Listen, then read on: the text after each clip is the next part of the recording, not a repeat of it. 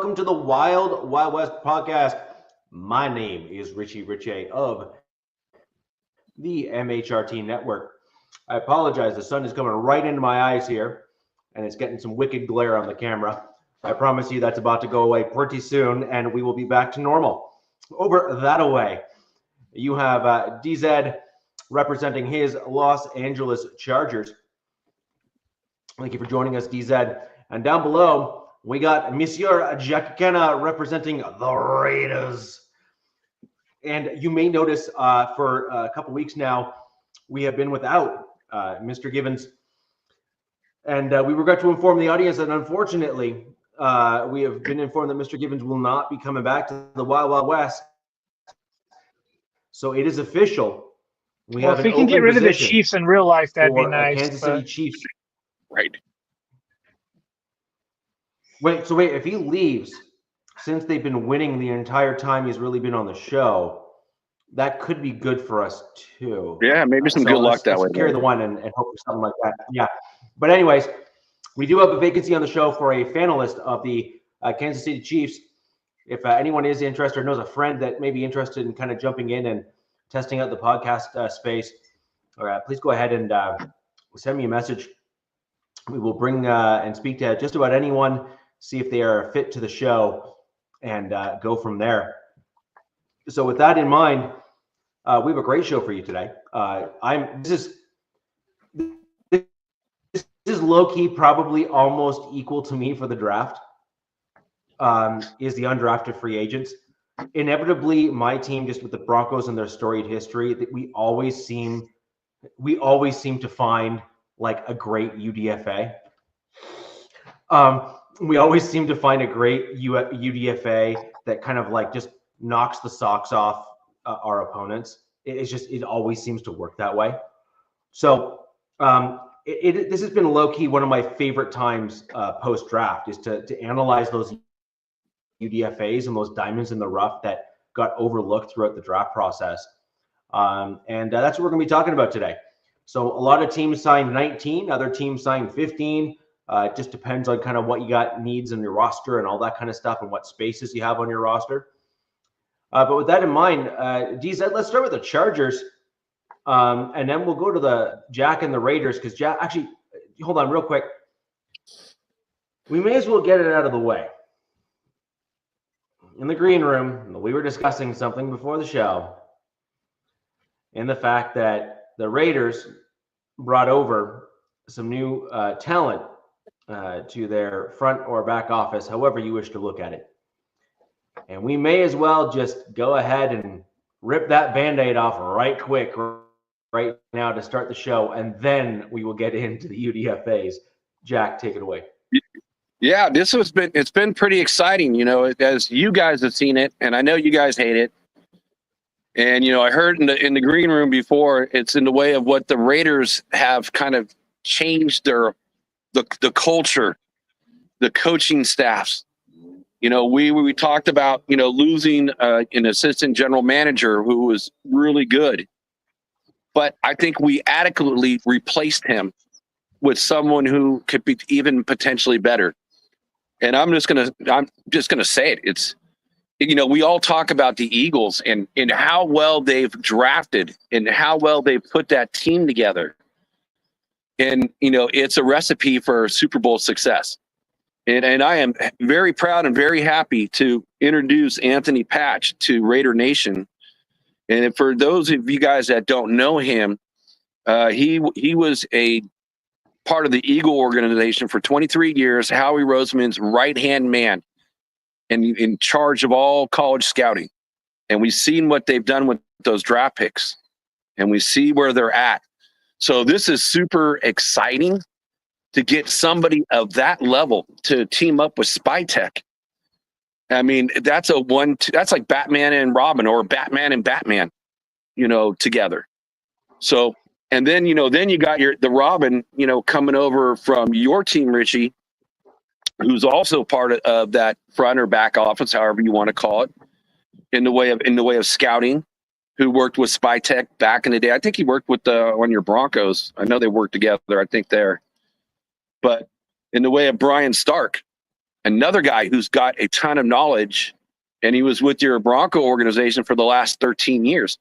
So, I mean, you add that up just between those two guys right there. That's 36 years of NFL scouting coming over to the Raiders and to take away from everything else that everyone else is doing. And it's just such a whirlwind, getting, Spytek and Pete Carroll over here. And all the years, I mean, we were happy as the Raiders to get Tom Telesco. And I know, DZ, you were happy to get rid of him.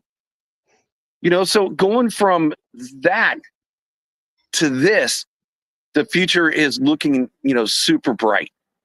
And I am just so happy to see. I feel like the corner has been turned.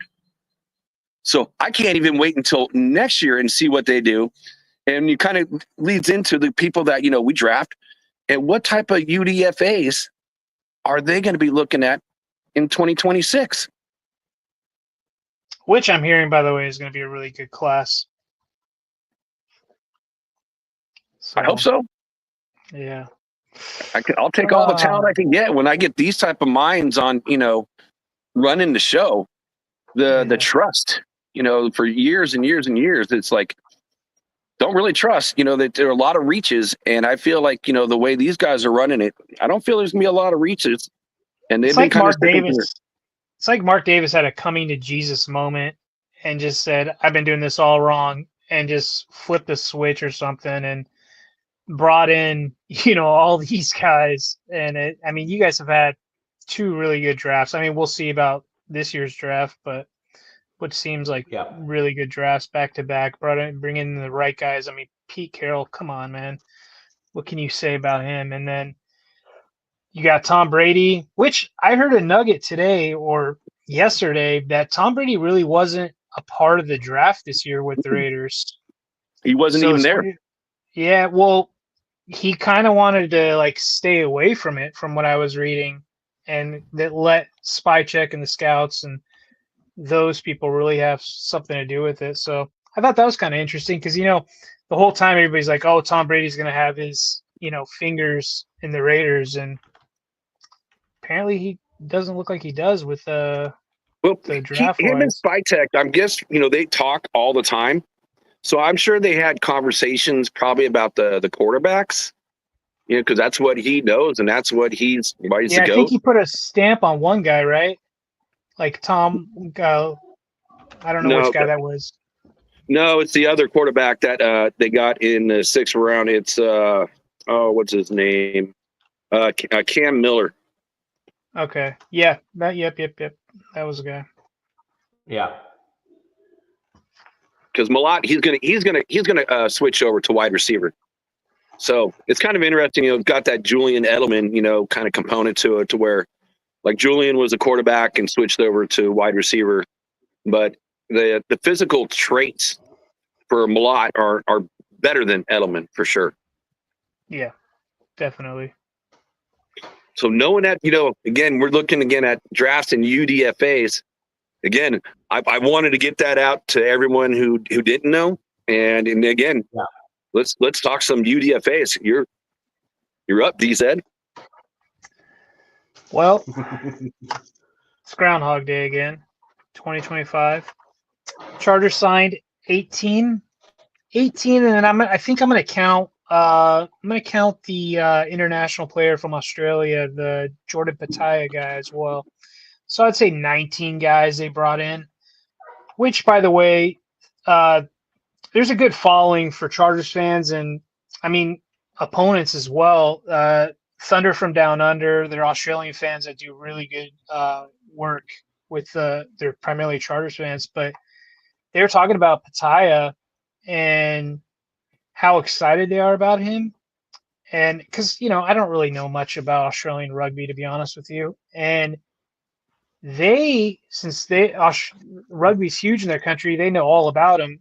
And they're more excited about him than the guy the Chiefs brought in last year, that Luis Zamet guy. I don't know if you guys remember his name. And then this guy, Pataya, has also got Mailata's kind of endorsement coming into the league. So I'm kind of excited to see what this guy can do, with some short kind of training they all did at IMG Academy. But with the UDFAs they brought in after this draft, they brought in a lot of cornerbacks. I did see that. But, I can go through some guys. It's too many to bookmark, but I do have some favorites they brought in. And one of them is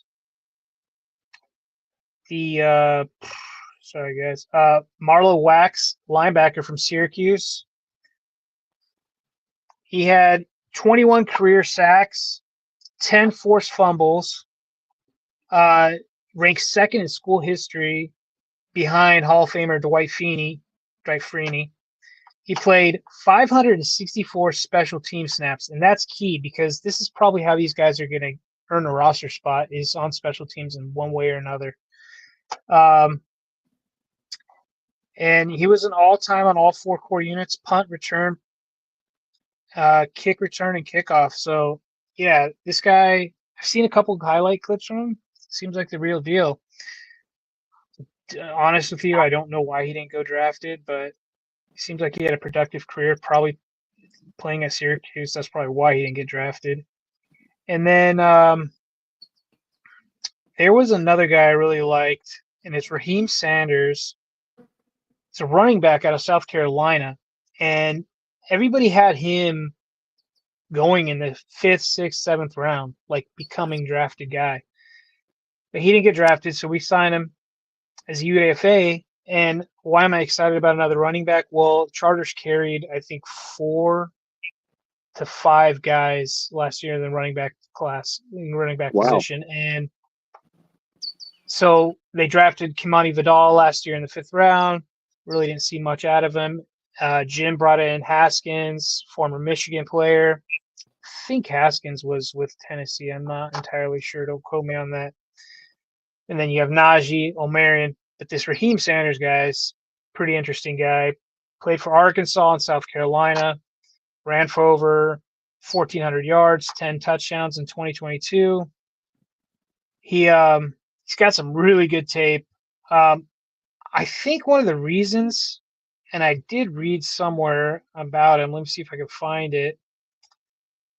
I thought I had it saved somewhere. Why he didn't get drafted? I think it's because he was like a 6th-year senior or something like that. Which, for a running back, you're getting up in age. That's not going to really do you well. But I'm excited. You're dealing with the COVID crowd, right? Yeah. You're I think dealing I had with the COVID crowd now, so this is the problem, right? Yep. No, but that's the issue. A lot of these guys that went undrafted. Sorry to cut you off, but this is becoming a common theme that I'm noticing amongst a lot of these teams. Yeah. Is the guys that were in that double cohort year in the 2020 where they didn't play or whatever the case was, they ended up getting that extra year of eligibility. And a lot of the guys that opted to not enter the draft early or some variation thereof, a lot of those guys all got kicked to the curb by these teams saying 1 extra year on the tires kind of thing, in terms of extra wear. Yeah. And they what is it, linebackers, running backs, those kind of higher wear positions that are kind of those high impact positions and spots on teams. They were just kind of pushed to the side, sadly. Yep. And that's my reasoning why I think he didn't go drafted. Well, it also doesn't hurt, when this year's running back class was one of the deepest running back classes almost that I can ever remember. So it's going to push guys. It's going to push guys down. So I think they kind of got a steal with him, but unfortunately, I mean, he's got 2 dudes in front of him, and I think this guy, he offers some different tools, right? He's not just an A gap run scheme guy like Najee and Omarion are. So I think he's probably got some different things he can do, and I think he needs to work on, like most of these rookie running backs, pass blocking, things like that. But I'm pretty confident out of probably all these UDFAs, I think he can make the team, at very least practice squad, and get brought up if somebody gets a nick or something or misses some time. But I mean, I watched I watched probably like, I don't know, like an hour of highlights from this guy, and he looks like the real deal in my opinion. Another guy I'm pretty excited about that they got, and it's not, I mean, I don't know if I'm super excited, but they brought in this dude that seems like a psycho at fullback. And not a lot of teams use fullbacks, but the Chargers definitely did last year, and they converted one of the D tackles, Matlock, into fullback. And and Matlock was fine. He's a decent guy, but they had to kind of give him some training on how to play that position. This guy they brought in, this Stevo Klotz, I believe that's his name. Sounds like a fullback. Yeah, from Iowa State. He's a Cyclone. 2-time second team All Big 12 as a fullback. And they said he's like caught a touchdown in his last 2 years. But all you have to do is look up Stevo Klotz and just look up the little film. And this guy plays like a psychopath. Like, he plays that position like you want a fullback to play. So we'll see if his pass catching or maybe his his running ability with the ball, if that improves, or he can play special teams, because he looks like a one-trick pony right now, but I think it's going to be fun nonetheless to see him in preseason and see if he's got a shot to make the team. So I thought that guy was pretty good. I think I hear some more on him. He played 229 snaps in line, 138 snaps in the backfield. He's a polished run blocker per PFF with ability to displace defenders in both roles. So we'll see. Scott Matlock and Tucker Fisk definitely have some competition.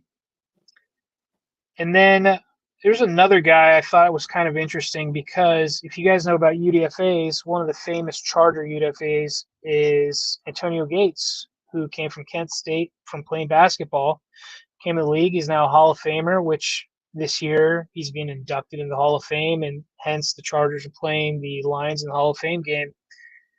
But the Chargers brought in another guy, and I'll see if I can find it, which I thought was kind of interesting.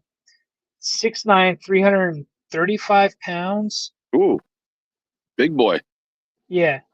6'9", 330 pounds, played basketball, and from Mississippi State, and they signed him as an offensive tackle. So we shall see, but, if history repeats itself, this is a get. But, I mean, that's a big boy. I'm kind of wondering why he's deciding to, get into football and not pursue basketball, but we'll see. What's his name? Jimmy Bell Jr. Yeah, so it's going to be kind of neat seeing that guy, because, he's going to dwarf over everybody, right? And then some other guys. Another guy I thought was kind of good, and I think could definitely make the practice squad, just due to the necessity or the need for edge guys, outside linebackers. They got a guy, Garmin Randolph, out of Baylor, 6'6", 265 pounds, 34-inch arms. Harbaugh knows him because he actually offered him a lot of these guys that they brought in last year and this season. All have some sort of connection with Jim Harbaugh in one way or another, it seems. Like, he's recruited almost all these guys, and I think we've talked about that on previous shows, how we feel like the Chargers have a slight upper hand in scouting some of these guys for a few seasons, just due to them, being in the college ranks 2 years ago. But this guy, he went undrafted, Garmin Randolph, pretty big guy. It says he had an elite 10-yard split at a 1.55. I'm not going to pretend like I know about that. And on a 40-yard dash. So I guess he's super quick for that size, which is impressive. I did see some. There wasn't that much highlight tape out on him, but he just looks like a dude, to be honest with you, just a big, massive dude. I didn't see anything special, so we'll see if he can get groomed. And another reason he didn't get drafted, he was a 6-year senior as well. I did notice that with a lot of these UDFAs and some of the guys that they drafted in the 7th rounds of the draft, a lot of these guys had some age to them. And kind of what Richie was saying earlier, probably this whole COVID crap, caught up to a lot of these players. And there was a little receiver they brought in who I think can do some kickoff returns and punt returns, is Luke Grimm. There he is, wide receiver out of Kansas. He's like 5'11", like a $180 or something like that. But I watched some tape of him, and I wanted to say he reminded me of Cooper Kupp, and I know Cooper Kupp's a lot bigger. He didn't have that crazy production at Kansas, but one thing I did like about him is he's got a pretty cool nickname, the Grim Reaper. He would have been a perfect fit for the Raiders, Nice. I'll tell you. Yeah, he would have been a great fit. I love that nickname. He would have been, been good there. Man, and there's way too many cornerbacks. There's another guy I thought was interesting because, the Chargers for the second year in a row haven't addressed the center position via the draft or free agency outside of Andre James and Bradley Bozeman, who they brought in last offseason. And that's the hot topic in Bolt world right now, is the whole center and left guard. That's like everybody's super zeroed in and focused on that. And I think Jim did come out in an interview with Rich Eisen. I believe, I don't know if it was Rich Eisen or somebody else, but he pretty much said, he's like, Bradley's our captain, he's our center. And a lot of fans didn't want to hear that after his performance last season, especially against Houston in the playoffs. But they did bring in a guy, Josh Katlenberger, center out of Maryland. And this guy, he was a backup with Purdue, came over to Maryland and, became a starter. He played center, right guard, right tackle. He was a full-time starter for the Terrapins. Hell in a shell. Go Maryland. He's 6'6", 311 pounds. Posted elite jumping and running testing numbers and pre-draft process, and so has some intriguing movement skills as a lateral run blocker. So, look, man, as Harbaugh likes to say, competitors welcome. And,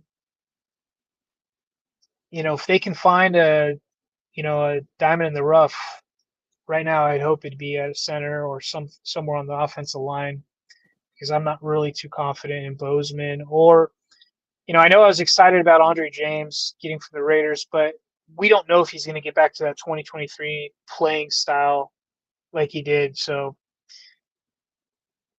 yeah. It's still going to be an improvement over your center you had. I'll say that. I'm rooting for him. I think he's got slightly better metrics. Bigger guys, though.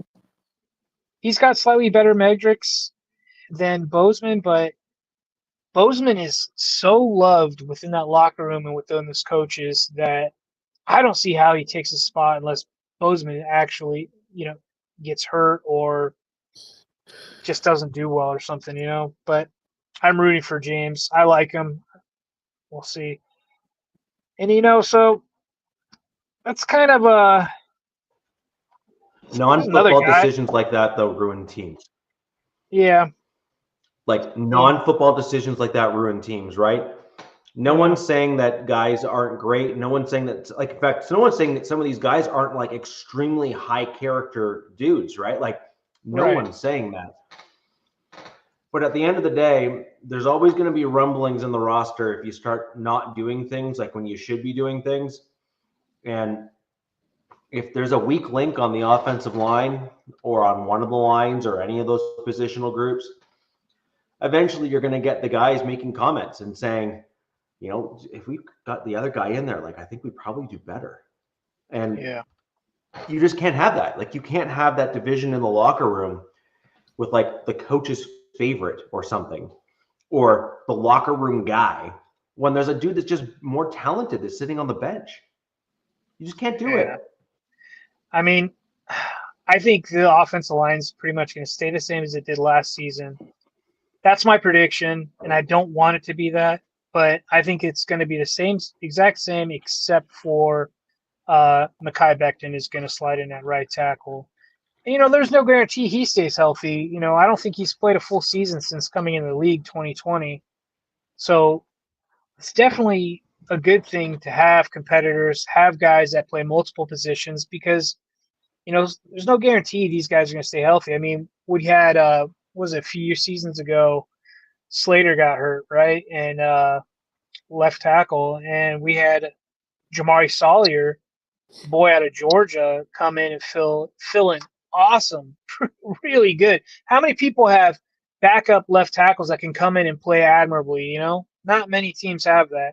He did really well. And then last season they had him fill in. I think in the last 2 seasons they've had him fill in left guard, right tackle, right guard, and he was in right guard against that Houston game. And I'm not 100% how he did because Trey Pipkins didn't play, who was our starting right guard that whole season last year. But yeah, it's definitely good that he's still there. But yeah, man, do you feel like, again, since there's so many different free agents, do you see like, with the guys like, the very first ones that were signed, where they kind of more like, there was like a spot on your team that was kind of a need, so they went after that? Or was it just BPA, overall? Are you talking just free agency? No, just, from these UDFAs, like. Oh. You feel like there was a rhyme or reason to it, or just. Yeah, no, you're right. So, like I stated earlier, looks like they've got 4 cornerbacks and 1 safety. So, that's 5 secondary guys they brought in UDFAs. And I think that has to do with they only drafted really 1 guy, 1 cornerback in the Trick Squeeze Bridges or something like that, which I don't, the guy that I remember we talked about last week, he's got a 6'9" wingspan or something like that, something ridiculous. But yeah, I think they attack cornerbacks, and you can never have enough cornerbacks in this league, man. You need guys. These guys go down with soft tissue like every other day, And then you got your starter comes out, and then if your backup is no good, I mean, whoever you're playing that next week, you're going to make that wide receiver look like a freaking Hall of Famer. So, yeah. Try to see. There was another guy. I agree with the depth. I agree with the cornerback depth comment. I can say that with my Denver Broncos, we had some challenges once we lost Riley Moss. You started noticing a real decline in that room when you started to kind of go down to the depth, right? So get that competition sharp, have those guys compete for those kind of roster bubble spots so that you can start getting guys that can come up as potential future starters. Definitely. And there was another guy I wanted to talk about real quick. While you're looking at Kona likes to do cheers on the show. So here you go, Kona. Oh, Kona Spence, cheers. Mm-hmm. And Kona, and you could tell Bill, the Sharks got the 2nd pick in the draft for NHL. Yeah, you know what? I'm not too sure now. There's some of you guys. A lot of these guys didn't even have highlight tapes on YouTube, believe it or not. So these scouts must have really did some digging for these guys. But right now, I think that Marlo Wax, the linebacker of Syracuse, Raheem Sanders, definitely, and then even the Luke Grimm kid, those guys right now, in my opinion, have the best shot at making special teams because this special teams was gutted in the offseason. A lot of guys, their contracts were up and chose to move on. So definitely need to get some new bodies in there for that special teams. But as being contributors on defense or offense, to be honest with you guys, I find it highly unlikely any of these guys do, outside maybe Raheem Sanders if something really bad happens to that running back rotation. Shoot, your running back rotation's stout. Well, it's two guys that are kind of similar in a way, like in kind of like, Najee's knock was that he wasn't an efficient runner, right? He just accrued a ton of yards. But he's a TED guy there every day, and that's what they like. 4 seasons back to back of 1,000 yards. He does Can't have a little argue with chip on his that, and he doesn't get hurt. So Yeah, he does have a chip on his shoulder, which I kind of like, and I think wants to bounce it outside this year and show off that he can do that, which I'm excited to see. He's technically playing for a second contract, and I'm sure with this new youth brought in with Hampton, who is another TED guy, I think he's only had an ankle injury. I believe that it was like his first year is like freshman year he had an ankle injury, and other than that he's been really healthy. I'm sure he's going to want to show up the youngin. And then they have Kamani Vidal. There's still that 5th round prospect that they brought in last year that they were really high on. And like I said, Haskins was primarily a special teamer, but man, they did use him in goal line, believe it or not. So they got a type. And I guess the other question I have for you is, you mentioned that fullback. Do you think like he's actually got a shot to take over? Because again, you had that defensive tackle, and I'm kind of just curious because the Raiders drafted JJ Pegas, who in the sixth round, who had 7 rushing touchdowns. He ran the ball, I don't know, like a dozen times, and they were all for first downs as well. Right? Yeah, he's a D tackle. So I'm just curious.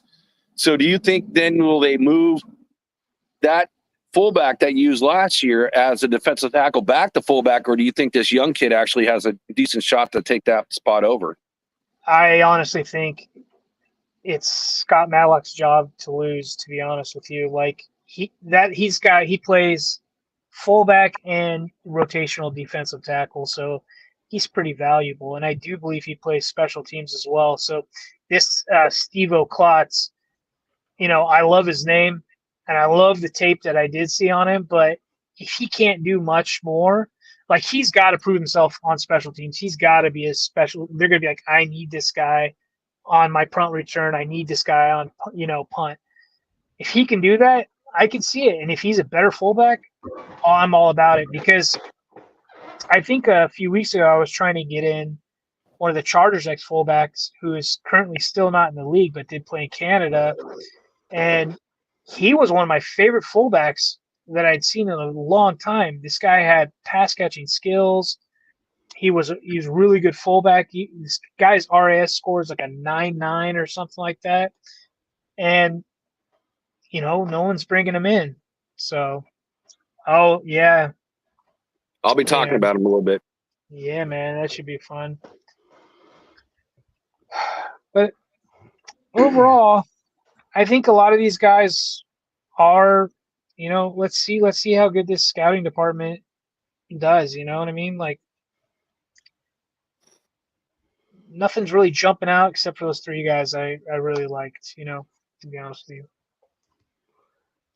I have some interesting kind of takes on the Broncos group. I'm going to go through a quick rundown. I'm going to give 5 names actually, but a group of them are at one position. So it's kind of, I think, 3 guys potentially fighting over one spot on the roster, in my opinion, actually.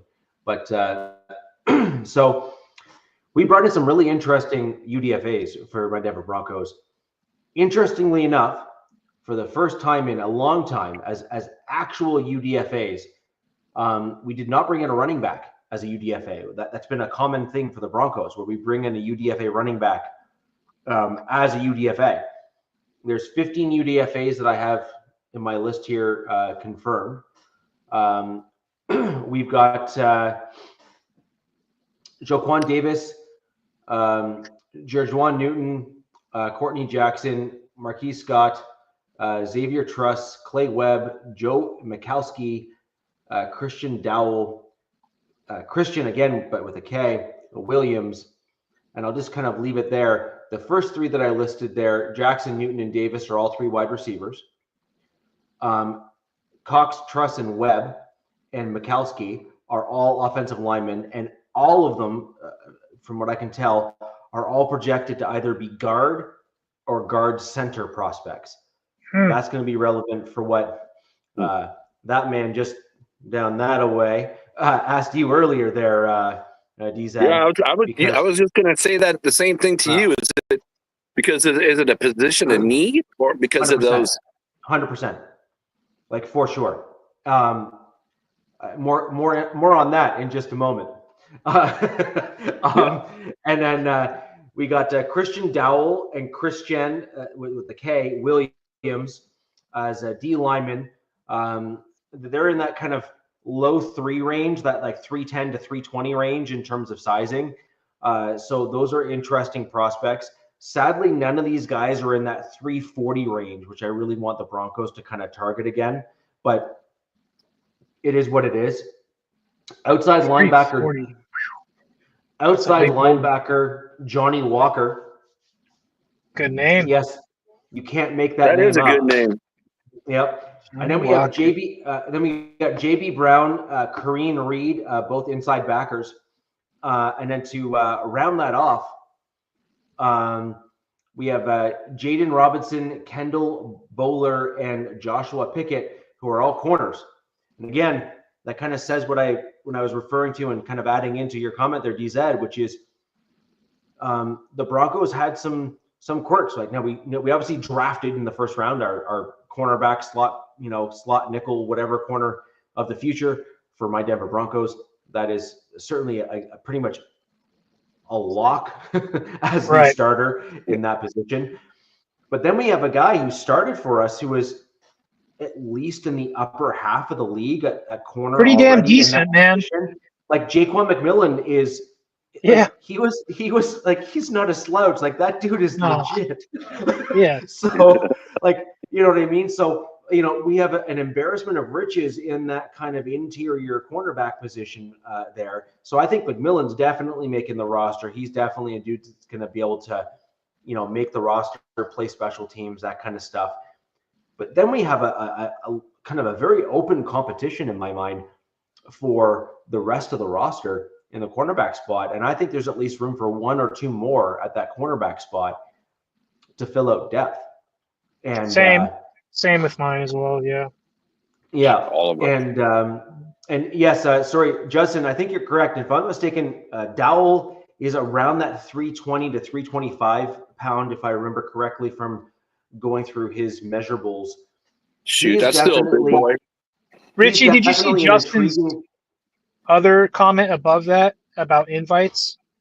Yes, I'm going to get to that in a sec. Okay. So now my problem that I have here is that the Broncos have an additional 25 camp invites. Oh, wow. Not just UDFAs, but camp invites. And Justin, you are correct. There are 3 running backs in there. You have Travis Theus, Aaron Young, and Chris Evans, who's an ex-Bengal. So Evans is a former pro, and you have 2 other guys that are Aaron Young is Old Dominion, and Travis Theus is or Theus. I don't know how you pronounce it correctly. I'm just going to wing it and call it Theus from South Dakota. Now, Travis Theus is an interesting guy to me. He's 5'11" and about 215 or so. He's an interesting height-weight combination. Who often that kind of height-weight combo typically does pretty well. Seems like a prototypical NFL back. Yeah. Right, he's kind of just got like the that works kind of combination in terms of height and size. Yeah. Not what I want for my team though. What do you want? I'm just going to be honest. I want 6'2", 230, 235, 225 in that range there. That. I want that dude, right? Like I want that kind of general size because we already have the speed. We already have kind of the other kind of traits already on the roster. What we're missing is the kind of the bigger dude that kind of fits that mold. And we don't have that on the roster. So, for example, yeah, but is that Peyton's MO? Is that like his style? Not really, no, right? No, it's not. But my point is I know what I saw missing from the team last year, and it was I'm running behind a fullback, and you basically have two fullbacks, one of them faster than the other, who can just punish and like wear down the team in the red zone. And that's my thing, right? Like I want that dude. I want the Derrick Henry style. You guys had a guy that was on our team, Jack, as well. That was a big dude like that too. He was a former Sean Payton guy as well. 6'4", 235. He was like I think he was like a international player, and he played with McDaniels. No, not him. No, dude. No. If that's true with what Judson just said, then why the hell did this kid not get drafted? That's crazy. So I'm kind of all like for Raheem looking Sanders. Yeah, sorry. I'm all for looking for guys like that, like getting those diamonds in the rough. The thing with these guys here is, as an invite, you not only need to wow the crowd, but you also need to outplay all of the other UDFA signings, and also outplay probably at least one dude that's coming back from last year to probably even get the opportunity to make the team, right? Because you're playing from behind, the 8 ball, so to speak, in those positions. And so I wish these guys all the luck in the world. I'm not going to lie. Like I wish I love these diamonds in the rough that allow you to play kind of over your skis, if you will, in terms of your record versus what your cap is and who these guys are. So I think that's a big deal. Like I really do. And when they show up and show out, during the preseason, it's just like, wow, it just makes you go, man, is everybody just stupid for not drafting this kid, and we get him out at UDFA? Right. Yep. Right. And Justin's correct here is that, some of these guys just went to schools that are, not the flashiest or not the biggest or not the. It's competition. Yeah, man. That's just kind of like, there was a Bronco of yours, played with Peyton to win the Super Bowl, but he came from Wisconsin, and he didn't get the Heisman, even though he killed it that year. He had like 39 touchdowns or whatever. And the guy that got the Heisman played in the SEC with only like 16 touchdowns. Tony, what the heck's his name? I'm blanking on both the guys' names, but how long ago? It's Broncos last Super Bowl. He was running back for him. So far back, I can't remember. Yeah, but anyways, well, we had Noshawn Moreno, and then we had C.J. Anderson.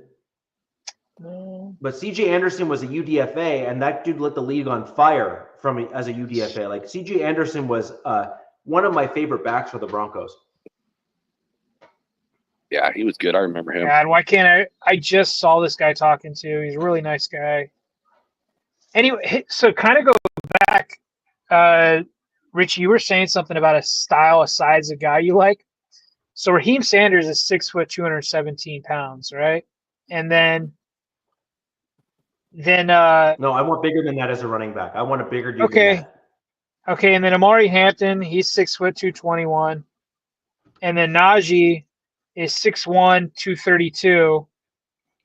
And then Hassan Haskins, the guy I also told you about, he's 6'2", 228. So they have it's the Haskins mold. Yeah, it's the Haskins mold that I like. I like the Najee Harris and the Haskins mold. Like there's a reason you why would have loved Ollie Gordon, the guy I believe that came out of Oklahoma. And I forget which team he went to this year. Big boy, but I think the knock on him is he doesn't play to his size. He plays a little small. If anybody in the chat can help me where Ollie Gordon went in the draft, they'd be great. And salute Cool Kev. Sorry, buddy.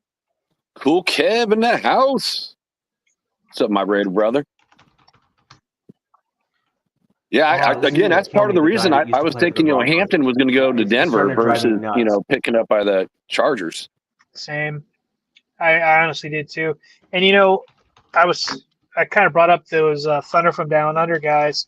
They gave a draft grade for the Chargers. They gave a B-, and their thought was, because everybody knew the Chargers had a trade kind of working on the clocks with the Eagles, and I think the Giants as well, the Eagles to move up, and their reasoning is the Chargers are not just one player away, right, to grab Omari.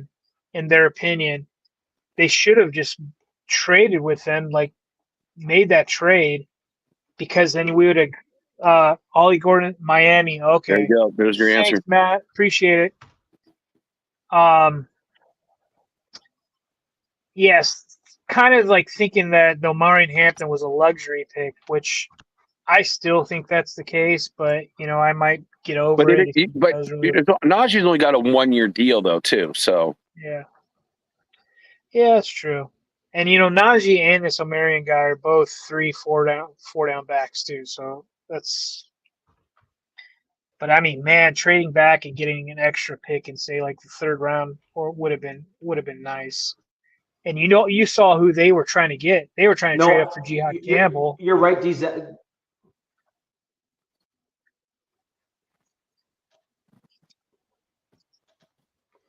Yeah, I'm just saying you're right about the type of running back that Latavius Murray. No, Latavius I'm gonna look. You're gonna have me look. That's the mold of running back that I'm referring to. And Marion Hampton, one of his. So that's the mold of running back that I like. He's big, tall. So he's got decent Murray is speed. the guy that I like. Kind of runs upright. So He got kind of that Roger Craig type of running. No, but get the legs pumping type. So I was wrong. Payne does like the guys. Linebacker. Yeah, I was wrong. I forgot about Latavius. Like that guy's been playing in the league forever. Yeah. Forever. Yeah. He's a big dude, man. I liked him, man. Just like Melvin Gordon. Oh, so Cool Kev, we're trying to figure out the guy that was played with the Broncos running back with Peyton Manning when they won their Super Bowl. Came from Wisconsin. And I think Melvin Gordon came in when this guy was coming out. You mean Monte Ball? I think it is Monte Ball. Yeah. Monte Ball from Wisconsin. Let me go. Yeah, he got arrested. He's in jail, I think. Wait, no, this guy's not. Ball's got a ball chained to his leg. Oh, God. Because it had me look up today. If I'm not this mistaken, guy was I think he's. This guy was saying he's like Wisconsin is running back university. Wisconsin. And I was like, yeah, they've produced some. They got Taylor with the Colts right now, and he's really good. But man, Alabama, LSU, and USC have produced so many running backs in the last decade. So I don't know. I can't.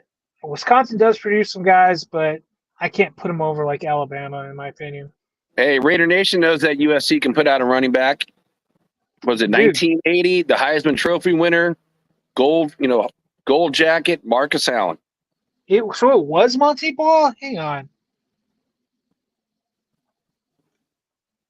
Monte Ball was on a show today on YouTube, and I was watching his interview. Anyways, but he didn't get the Heisman, and the guy, God, I think it was a guy who played in the SEC, who he knows, got it, and they gave it to him purely just because he played in the SEC, because his stats were nowhere near this guy's stats.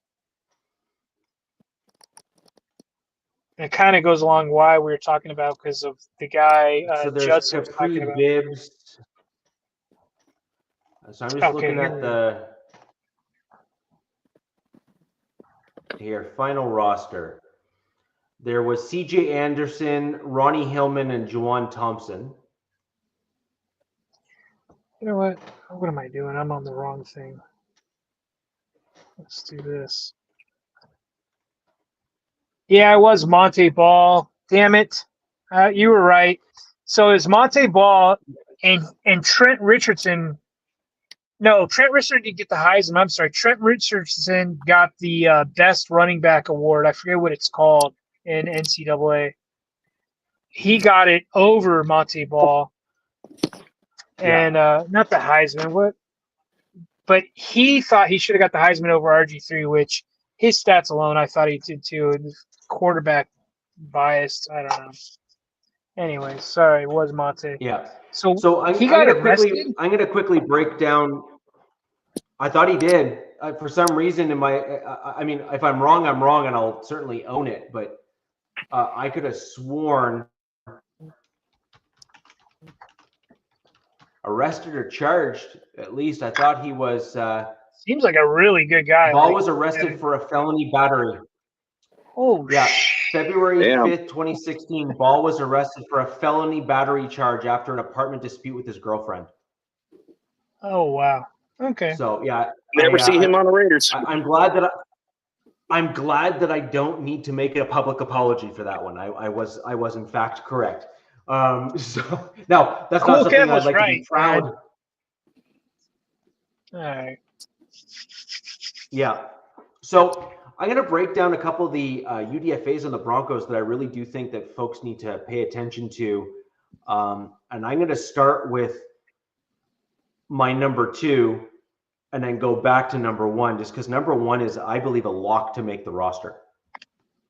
Like, I legitimately think that he is making the 53, like, and I'm willing to say book it now. You're going to make me look at your UDFAs. Okay. So my number 1 UDFA. Oh, you mean your number 2? Sorry. Well, no, my number 2 UDFA, but the number 1 that I'm going to bring up first on the show is Jaquan Davis, wide receiver. He is 6'4", 194 pounds, and he runs a 4.36 40. Wow. Okay, he has like some domestic abuse allegations or something, because there's no way you 6'4" and you run a 4.3 and you go undrafted. Something happened. So yeah, something had to happen. I mean, even with the Raiders, you got to look at Thornton. They took in the 4th round, who's 6'5" and ran a 4.30 in the 4th round. So how's a kid basically the same size and runs almost the same speed go undrafted? It's crazy, man. A lot of it, I think, depends on school. So, for example, his school is North Carolina Central. There you go. Which is not like, this vaunted school or anything like that. Yeah. And to DZ's point is like, you can only scout so many schools so vigorously, and that's why. Babies. And so, anyways, he is my number 2 UDFA. He gives me kind of Tim Patrick kind of vibes in terms of size, speed, and potential. I really, really like what he can bring to the team. I think that with Courtland Sutton, and there's some rumors surrounding Courtland Sutton perhaps not being on my Denver Broncos long-term, or at least being in their long-term plans. We've got some other guys that we brought in at the wide receiver position. I truly believe that Jaquan Davis has legit potential with his skill sets, that so long as he develops, learns, and puts his nose to the grindstone, he's got a legitimate chance to make my Denver Broncos 53-man roster. I think it's sure. They're saying he ran a 4.40 at the HBCU combine. Right there, right? Just because I think he got slept on because he went to an HBCU. So yes, exactly. This guy could be a freaking gem, dude. Yeah, that's my point. That's why I brought him up. Yeah. Like, I'm not just bringing this guy up for fun. Yeah. So, like, I'll just say, hey guys, here's a rando. Let's have fun. No, like the guy has legitimate potential. I really like him. I really like him. He's got like Tim Patrick vibes for me. He looked like that. And I dislike him already. God damn. Okay. So all right, what's your other one? My number 1, and I truly believe that, I truly believe that this guy's a lock for my 53-man roster. Clay Webb, offensive lineman out of Jacksonville State. He's played both at center and guard. Yeah. I'm going to be dead honest. I see him moving to center. And if he does what I think he can do, and if he is what I think he is, and what I've heard he is, and what I've seen he can be, I believe that he could potentially be that rare starter at that position as a UDFA rookie, which is pretty rare air. I mean, I'm saying it's possible. I'm not saying that. My God, bro. Hang on. Time out. You got to stop with this guy. You have to stop, Richie. Nope. Why? Oh, thankful to your fellow Broncos. According to a report from AL.com, the plaintiff, a minor named John Doe, minor, suing by the way of his father, Richard Doe, alleges that Webb and another student encouraged him to unknowingly drink from a Powerade bottle that contained Webb's semen.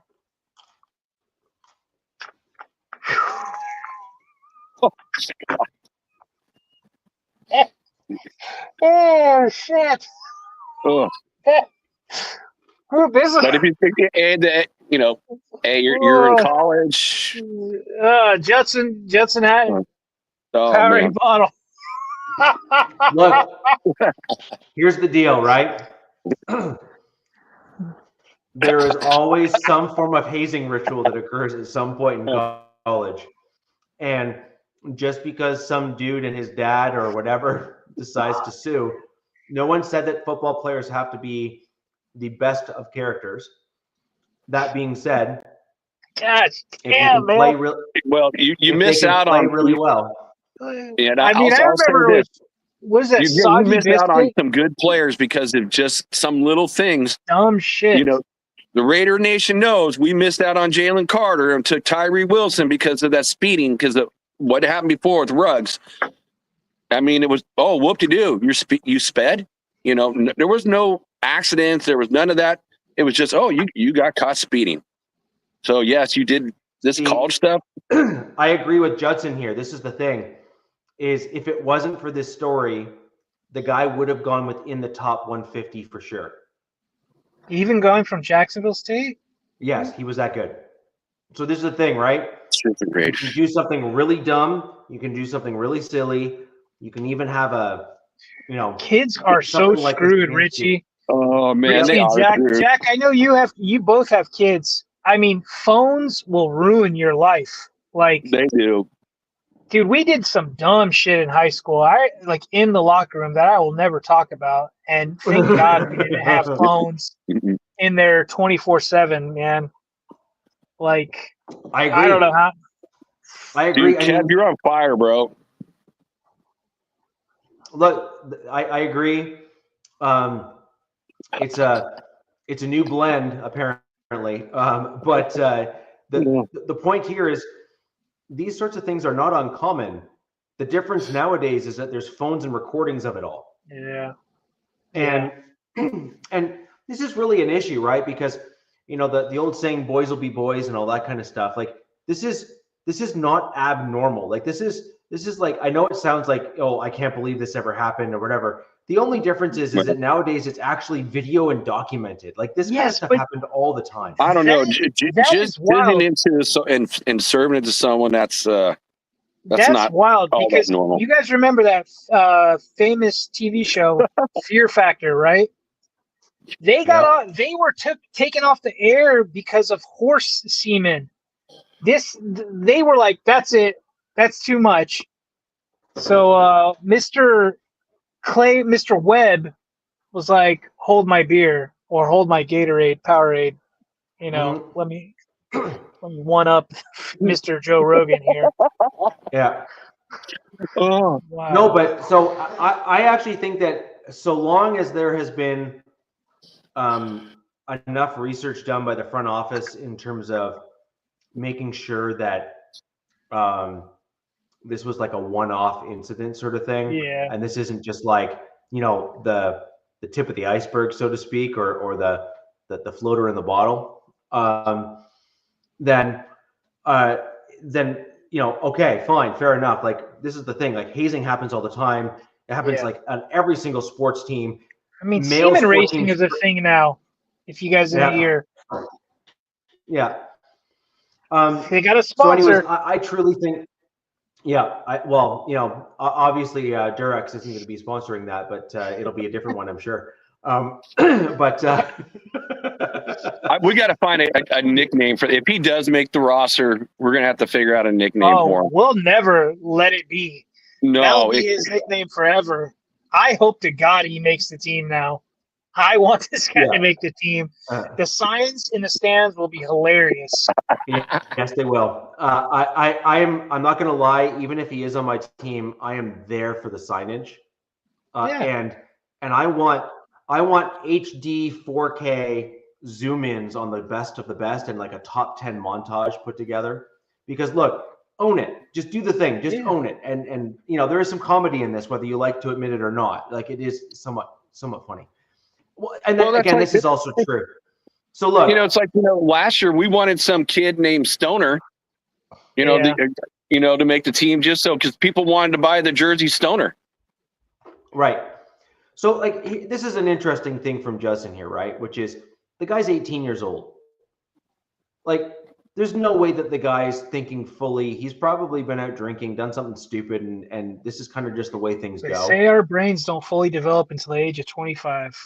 Yeah, but like as an 18-year-old kid, man, like the stuff that I will never admit to. You know what I mean? Like, like I will just never admit to it. And so there's some skeletons in this closet, man.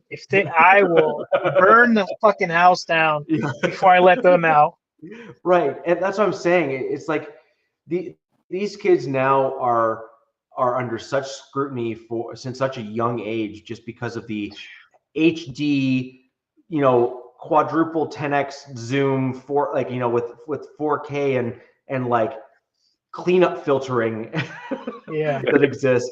That I think there needs to be a little bit of grace given for the fact that young kids are going to make stupid choices, and I think that we need to remember that at one point we were kids too, and we had the fine fortune of not having phones.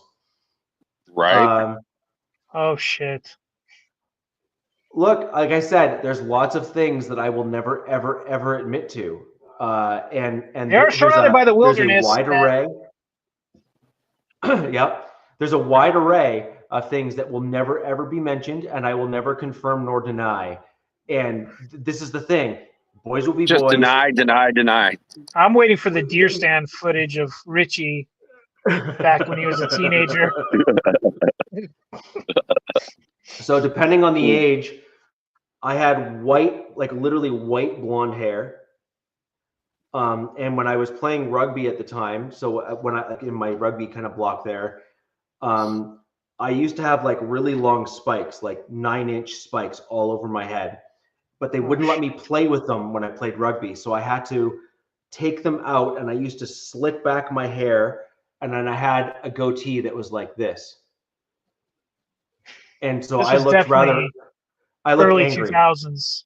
Yeah, right? like I looked angry. I don't. Well, no, 99. It would have been 99, 2000, 2001, 2003, 2004. But I looked very, very angry. I did not look like a pleasant individual, and I enjoyed hitting people at full speed with no pads.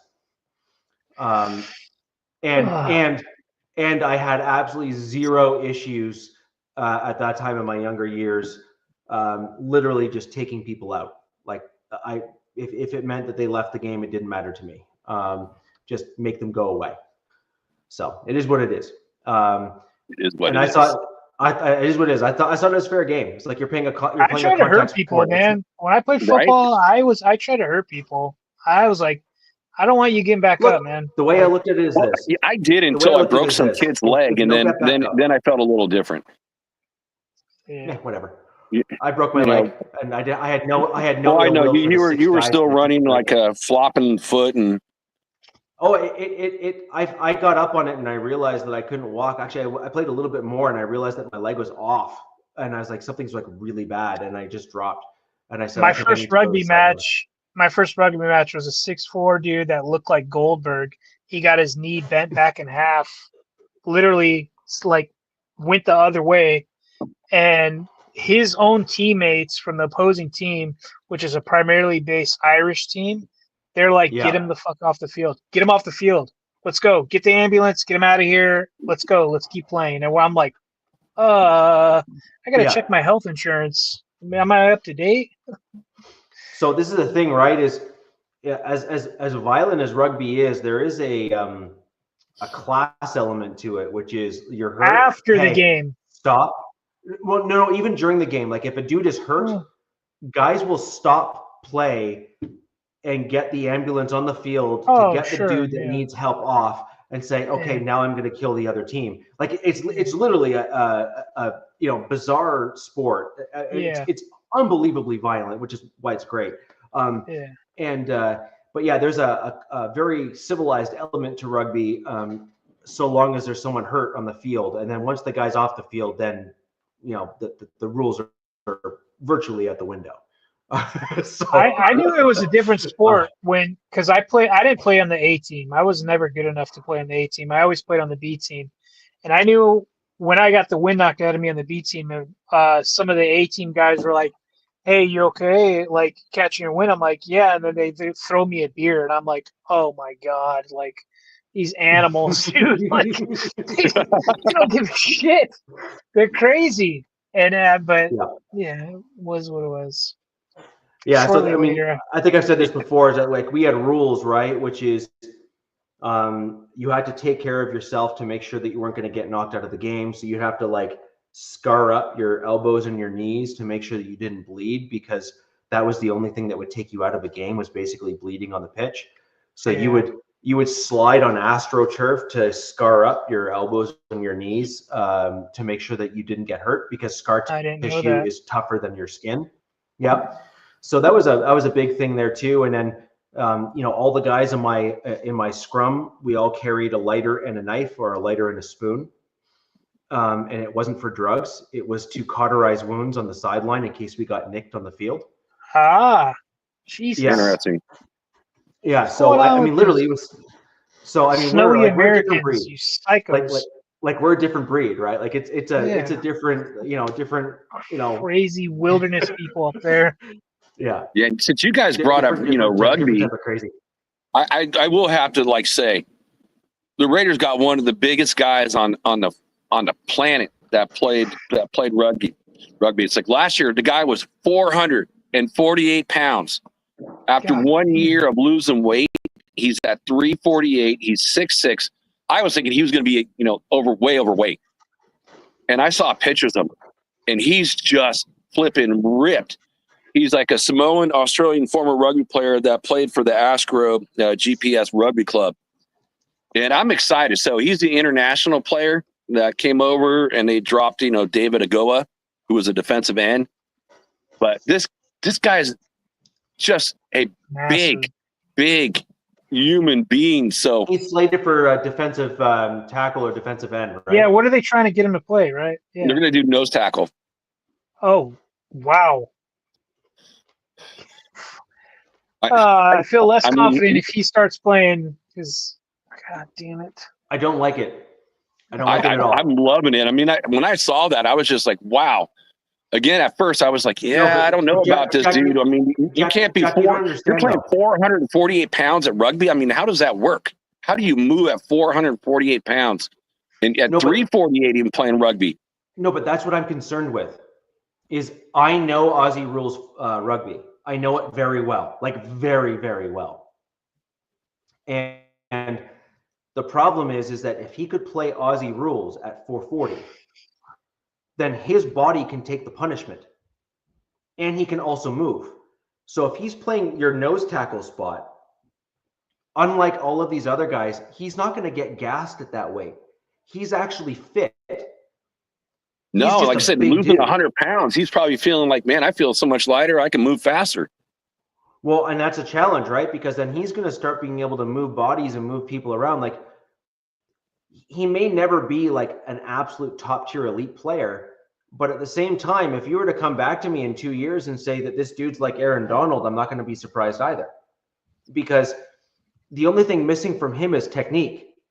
Right, because he hasn't played football; he's played rugby. Footwork. But yeah, that kind of stuff. But even the footwork, DZ, I'm not even convinced that that's going to be that big of an issue for him, because you have to understand is that in this scrum, you are used to having to perfect your stance and your footwork to ensure that you get maximum push. So he's already got the mental mindset down of what he needs to do in order to overcome that kind of stuff.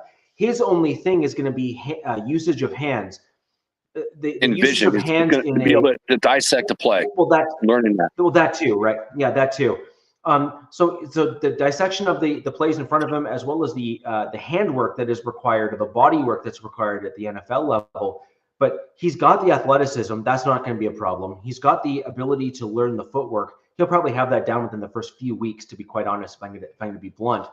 His only issue is going to be the speed of the game, because obviously he's dealing with the best of the best in the football world. And even that, even if it takes him a year, dude, that's a steal. Like that's literally a steal for the Raiders, right? Like that's going to be scary. So I want to just quickly revert back to a couple of folks here. And I'm going to kind of give a 3 and 4 for my Denver Broncos. Johnny Walker, outside linebacker from Missouri. I believe that he's got an outside shot, no pun intended, of making the 53 or at least being dangerous. Outside linebackers are an incredibly valuable position in the NFL level, given their pressures and the fact that my Denver Broncos had such success from that position last season.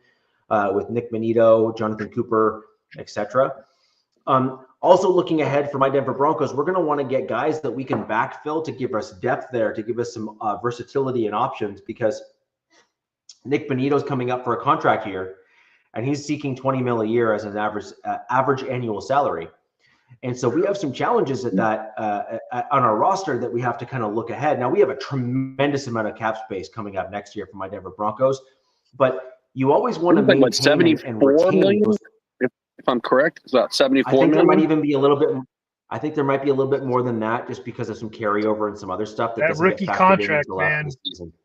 Yeah, and getting guys on a rookie contract, and as a UDFA, he's going to be making the least amount of money out of anybody else on the roster, and that's going to benefit us if he then plays over his contract, over his skis. Another example of a guy like that, Jonathan Cooper.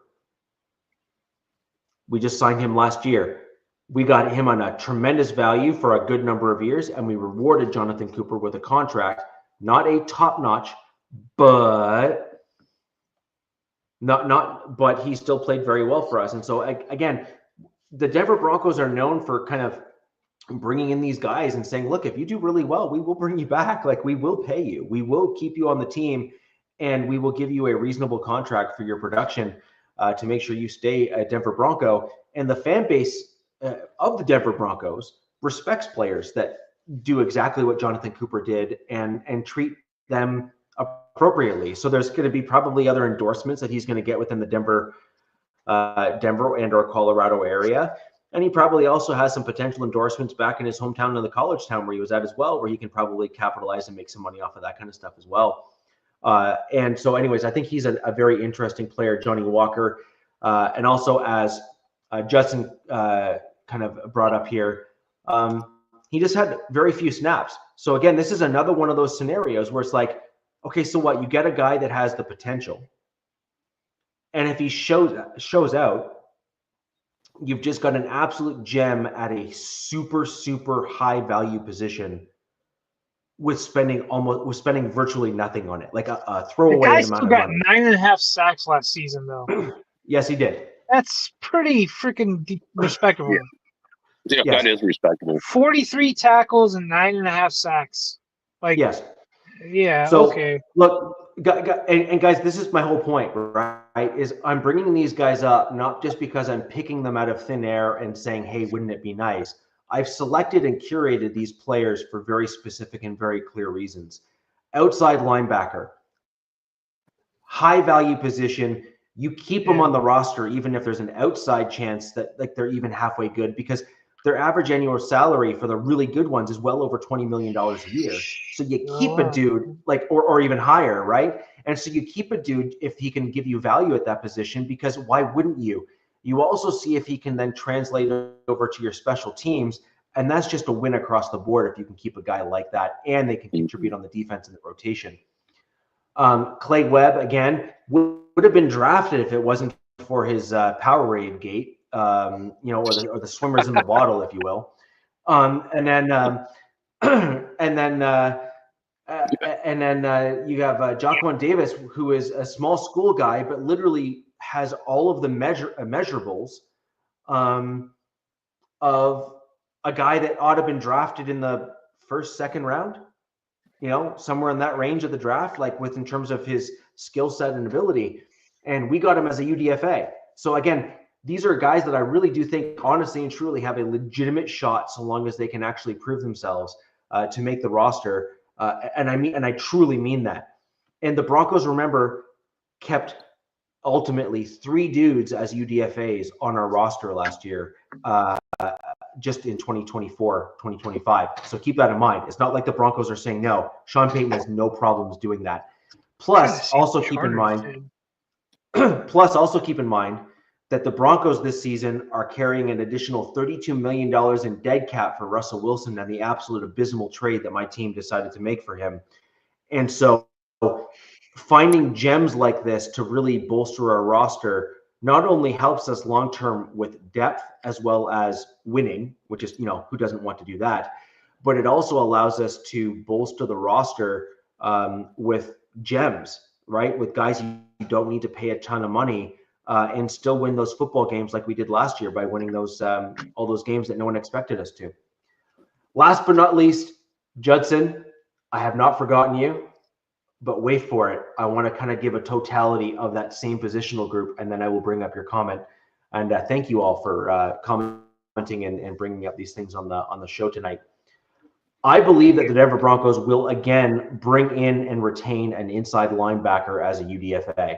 Now the question is, which of the 2 or 3, and this is where Judson's comment as well as my takes on this are going to come into play. We brought in J.B. Brown and Kareem Reed. Most people seem to be focusing on Kareem Reed as the guy. I am not. I believe J.B. Brown will likely have a better chance of making the roster than Kareem Reed. I like J.B. Brown's size. He's 6'2". He's about 230, 235 pounds. Great size for an inside backer. Is that Jordan Walker guy that you guys are talking, the Jordan Turner? Is he just an invite? He's an invite. Was he yeah, so he's not a UDFA signing though. Okay. No, and so I'm about to get to him. Now, this is where it gets super interesting, because why not? This is the Denver Broncos. Yeah, this is exactly it. Sorry, Justin, exactly. This is my point. J.B. Brown is good enough where I truly believe he's probably taking someone's job straight up. Kansas guy. Who that is? Yeah, who that is? Yet to be determined. It could be Le'Veon Bell. It could be. They gave him $160 grand guaranteed. 160 grand. They're like, here you go. Yeah. So that's what I'm saying. I truly believe that J.B. Brown is likely making the roster. Now, this is the kicker, though. We are also bringing in Jordan Turner. Jordan Turner is not a UDFA, but he's an invite, a UDFA invite. And he is a guy that is, I'm trying to figure out why he ended up where he's at right now, but he's a very good player. and I think he has the potential of making the roster too. Equity Sports, welcome to the league, Johnny 15 or Johnny W15, newest member of the Broncos in Broncos country. It actually sounds like they've signed him, but I don't know how that's working out, if that's an official signing of UDFA or an invite. But either way, he's listed as a DN, but everyone keeps on saying he's a linebacker. So he's obviously one of those kind of, in the middle type guys. I think that he has some real. That's not the right guy. I'm talking. Sorry, I clicked on the wrong one. Dude, I have not seen anything for Chargers invites. So I've just seen Broncos invites, and I think I've seen Raider invites. Yeah, I think we have like 5, maybe 6. So not a lot of invites. I saw one guy, and I'm like, is that it? Sorry, I made a mistake. Michigan State MSU football linebacker Jordan Turner accepted a rookie minicamp invite from the Denver Broncos. He's a top PFF graded run defender at the linebacker position in 2024, top 25 schedule. So again, he's a guy that has kind of like what you guys had at the inside backer there. I believe you brought him back this year, DZ, in your inside backer room. Not Denzel great in Perryman? coverage, but just Denzel Perryman. Right, exactly. Funny story is funny Go story on Denzel Perryman. You know how we brought in Mekhi Becton, right? Mekhi Becton's welcome to the league moment was when he was with the Jets. He was polling, and Denzel Perryman laid him on his ass. Nice. Laid a 6'8", 300-some-odd pound guy, just cracked him. So, yeah. I did like Perryman when he was on the Raiders. Dude, I didn't like playing. I don't like playing against him, but he just plays football old school. He gets banged up and hurt a lot, but look, I love him when he's healthy, man.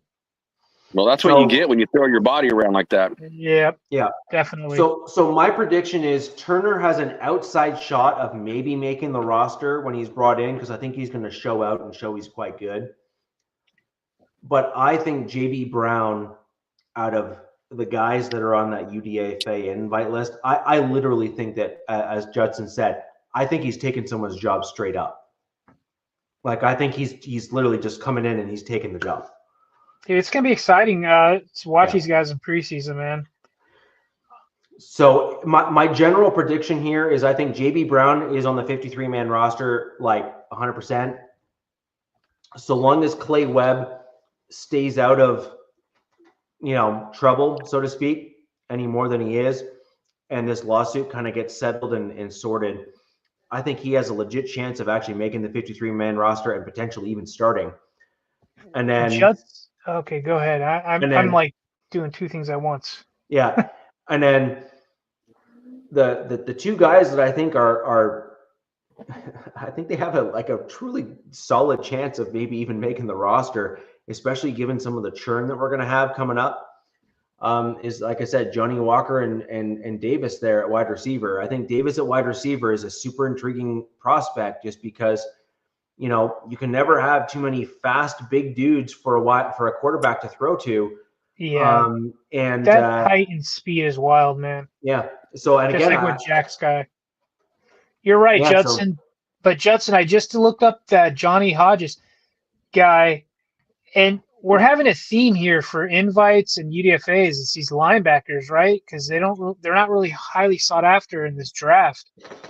This Johnny Hodges guy played for TCU, but came from the Naval Academy, where he switched from lacrosse to football after the 2020 pandemic season. You got semen on my mind there. Like in Jacksonville State. I think that's interesting. This guy's a multi-sport, committed to play college lacrosse at the academy, but then went to TCU, became a starter at linebacker, led the Horned Frogs with 89 tackles his senior season.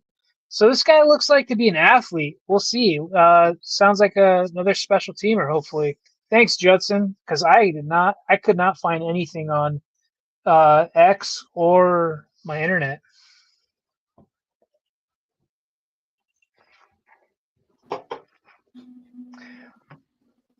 We all know how hard it is to get in the Naval Academy. I don't know if you guys know. That's not easy to get it. Any of the academies. No, not at all. So that's kind of where I'm at with my Denver Broncos. I actually think low key, to be quite honest, that there are guys got some dudes. There's some real quality, and I mean legit quality guys in there. Now wide receiver, I really like. I think I really like him. He reminds me of the guy the Raiders drafted. So Thornton. Yes. Man. Yeah, exactly. That's what blew me away. And we got him as a UDFA. Kind of just there, and you bastard, you took our scout that found him. Jack. Yeah, That's directed. Raiders are. I'm all happy about that. You know, I'm just loving what this regime's doing. It's Jack, like, now what's they're it becoming called? grown ups. They're not being little boys anymore. It's like, The it Black feels like, Mob. the Black corner Mob. has turned. You know, and I want to start off with like a UDFA, which I'm predicting he's going to be the starting third down linebacker for the Raiders in Amari Gaynor. They got him last year out of North Carolina, 6'3", 236, and he impressed. I mean, I'll never forget AP, you know, Antonio Pierce was our coach last year, and he was a UDFA. He ended up winning the Super Bowl with the Giants, for if anyone doesn't know. And he was just so impressed with this kid, Mike. He's like, wow, this kid really just puts, you know, on the line. He's coming to work, and he's been doing this the whole offseason. And so that was the kind of the crazy thing. It's like I thought the Raiders would have addressed more linebacker, because that is kind of like one of with Diablo going. We got White, and we got the linebacker from Pittsburgh, and those guys are kind of more middle linebackers. So we never even addressed the off-ball linebacker at all in the draft. So I'm gonna start off after saying that, and I think again he's gonna end up potentially being a starter this year, and I hope he gets a chance. This is the guy you guys got last year. Yeah, you got him last. Okay. Yeah, I got him last year, UDFA from North Carolina, and I just like what the kid's done. It's like, man, give him some playing time. I don't know. I mean, maybe Jeremy Chin steps into that kind of that role on passing downs. I don't know. We'll see what happens, but I like him. So this is not in my order, but as a UDFA, which is, one of the guys that is one of the higher rated UDFAs coming out. They had him ranked as the 7th round out of Indiana, all Sun Belt honors, 6'2", 220.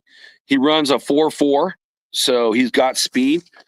But he's a little undersized because it's like 220. But if you use him the right way, again, if you use him like on a third down thing, where again, Gaynor, you can play him on all downs in my mindset. So I'm interested to see what this kid can do. And I think, what did they have him ranked as? Overall, they had him like highly ranked in the way of like the UDFA signings, like just overall rankings. The linebacker you're talking about? Jack? Yeah, he's 6'1", 218. Okay. I'm looking at you guys' list right now. He's at Indiana. He's from Indiana. Jalen Walker, right? Jalen Walker. Oh my God, another one. Yeah. Again, like there's kind of a couple Jalen Walkers. So there's like the one from Georgia that, went in the first round, and then there's this Jalen. So he's an impressive kid. He's number 3 on my list out of the UDFAs, but he does have the potential to make the team as an off-ball linebacker on third downs.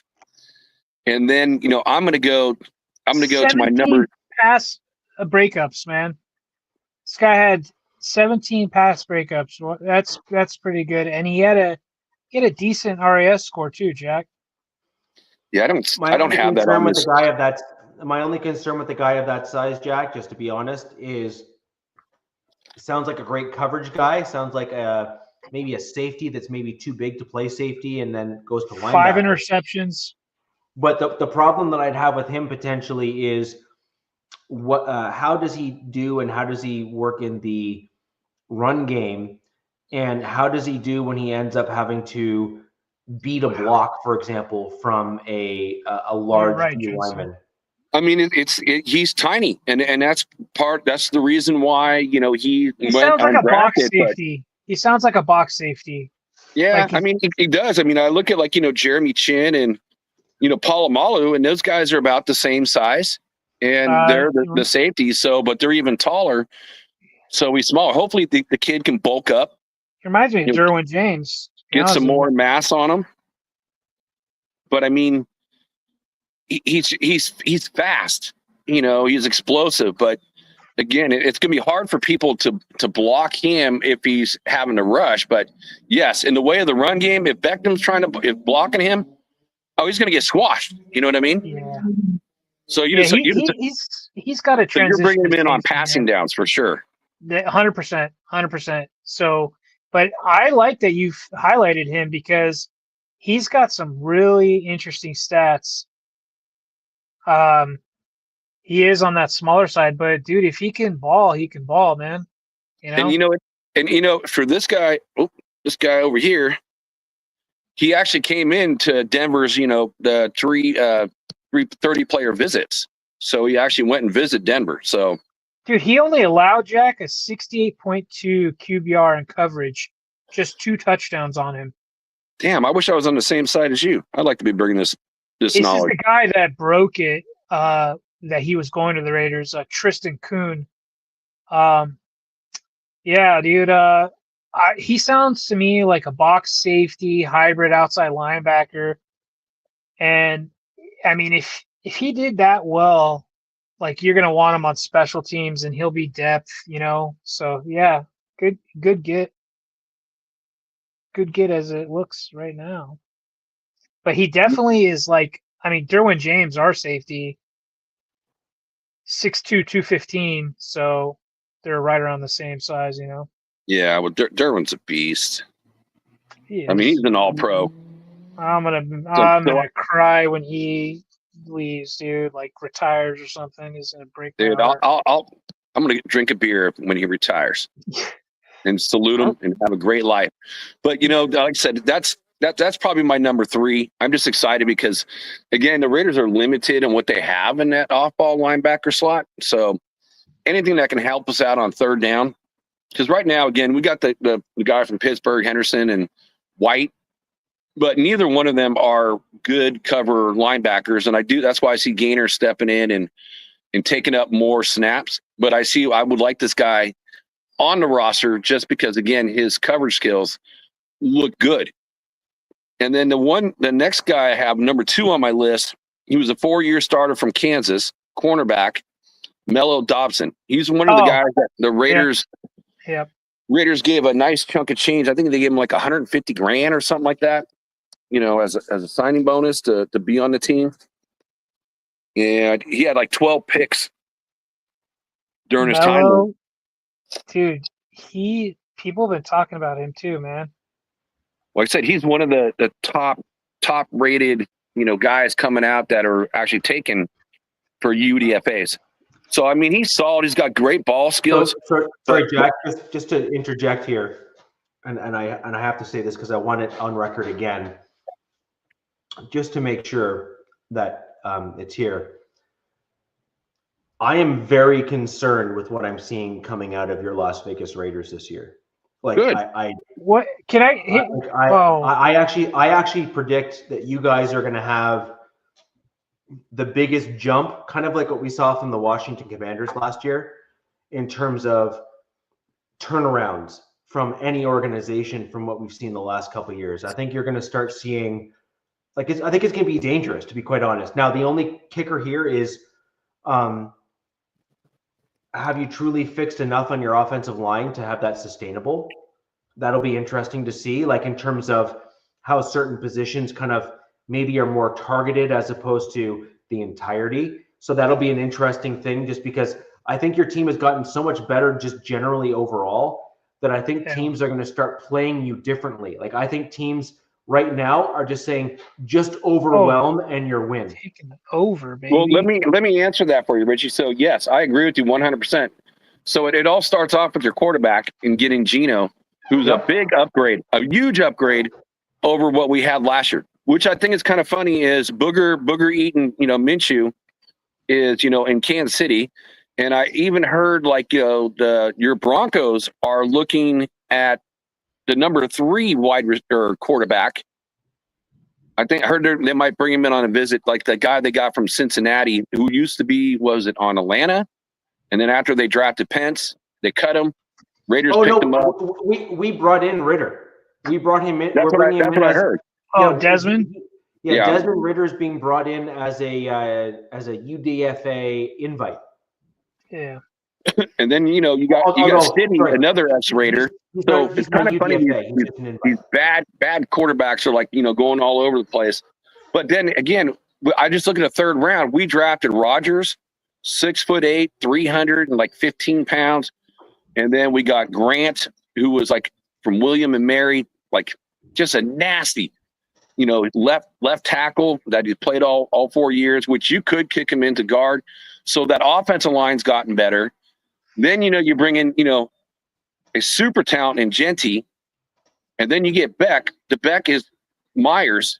They're like twins Beck almost. Or Besh? Besh or Beck? Beck. Oh, and if you guys haven't seen it, check this out from yesterday. If you watch like the NFL Network, they did a story on him, talking about his brother after, the terrorist attack in New Orleans, getting run over by that person in the truck. I mean, that was pretty impressive. So it's like, yeah, their offense is like, I think they turned the tides, based on the offensive line. Again, we've talked about this a lot, and we're kind of getting off topic a little bit, but you got to have that offensive line if you're going to bring in a running back. And I think they did that because the weak spots was the guard position. So I can see definitely a turnover. I like Meredith, though. Meredith's got a shot. I think Parham at 290 pounds, I think, that's kind of the thing, with him next to Andre James, the guys are like not 300 pounds and you're going against like a Chris Jones. You're going to get pushed around a little bit, but now all these guys are bigger. I can see the total change. And I will bring up one other offensive lineman for the UDFAs.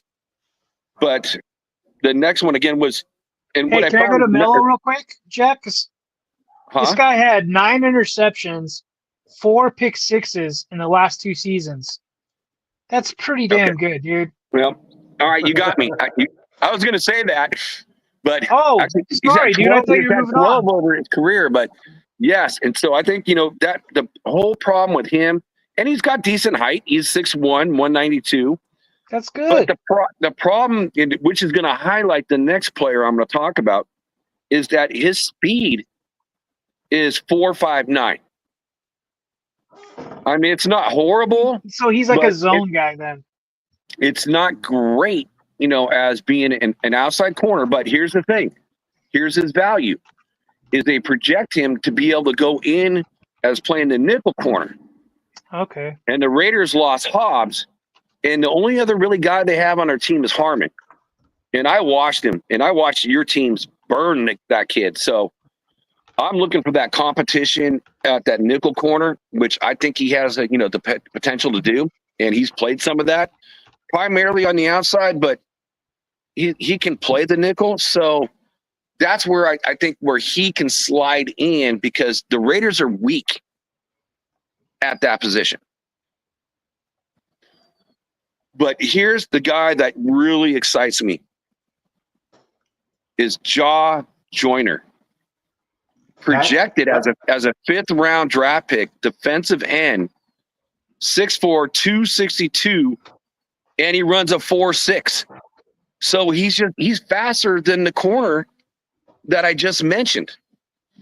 He's got all the raw talent in the world, but his technique is not good. There's no red flags I've seen on him or anything like that.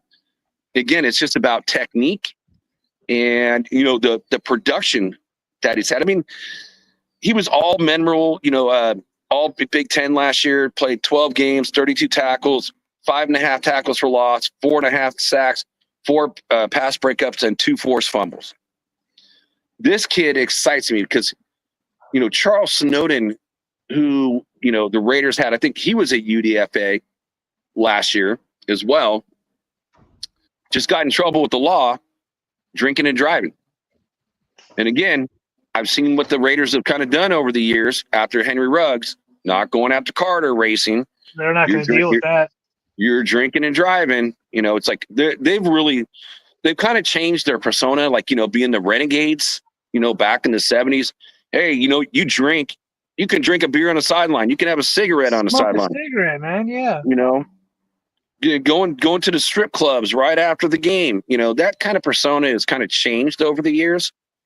And just maybe because they're in Las Vegas, which is so readily available, is that you got to put your foot down, because otherwise, again, picture all of us being, 18 to 21 years old, being in Las Vegas and having money and having that all around you.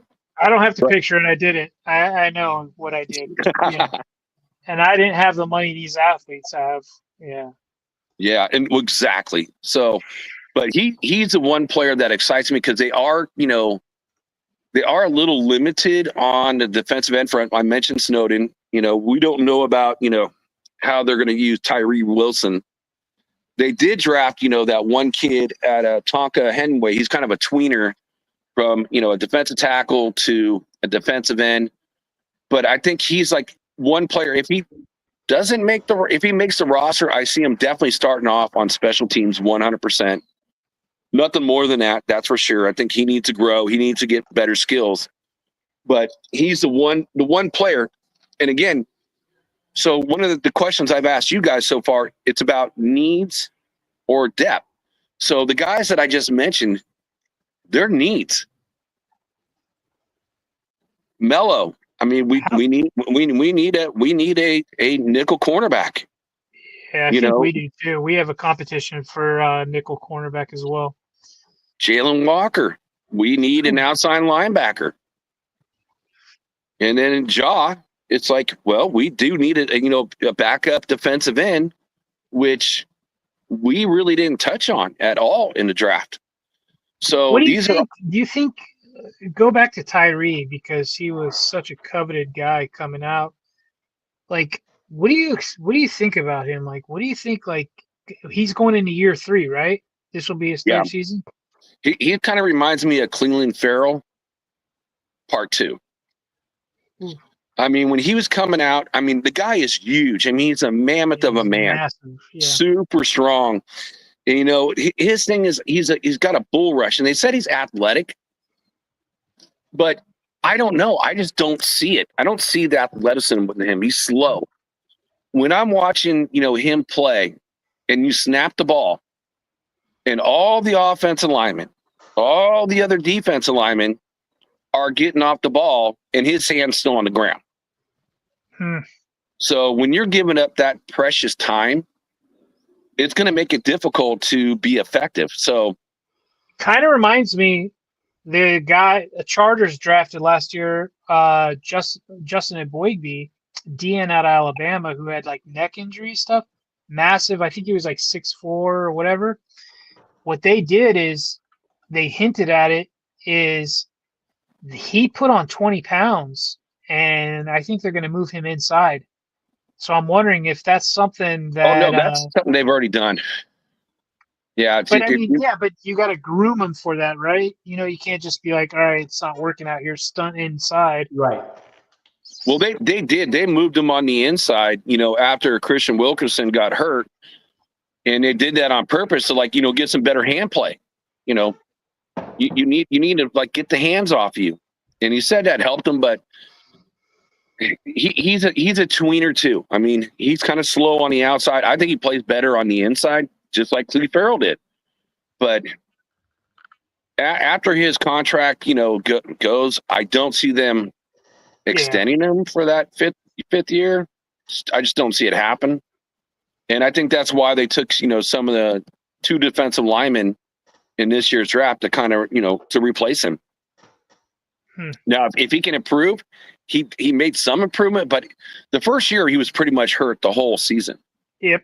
He had a foot injury, no different than, the kid from Penn State that came out.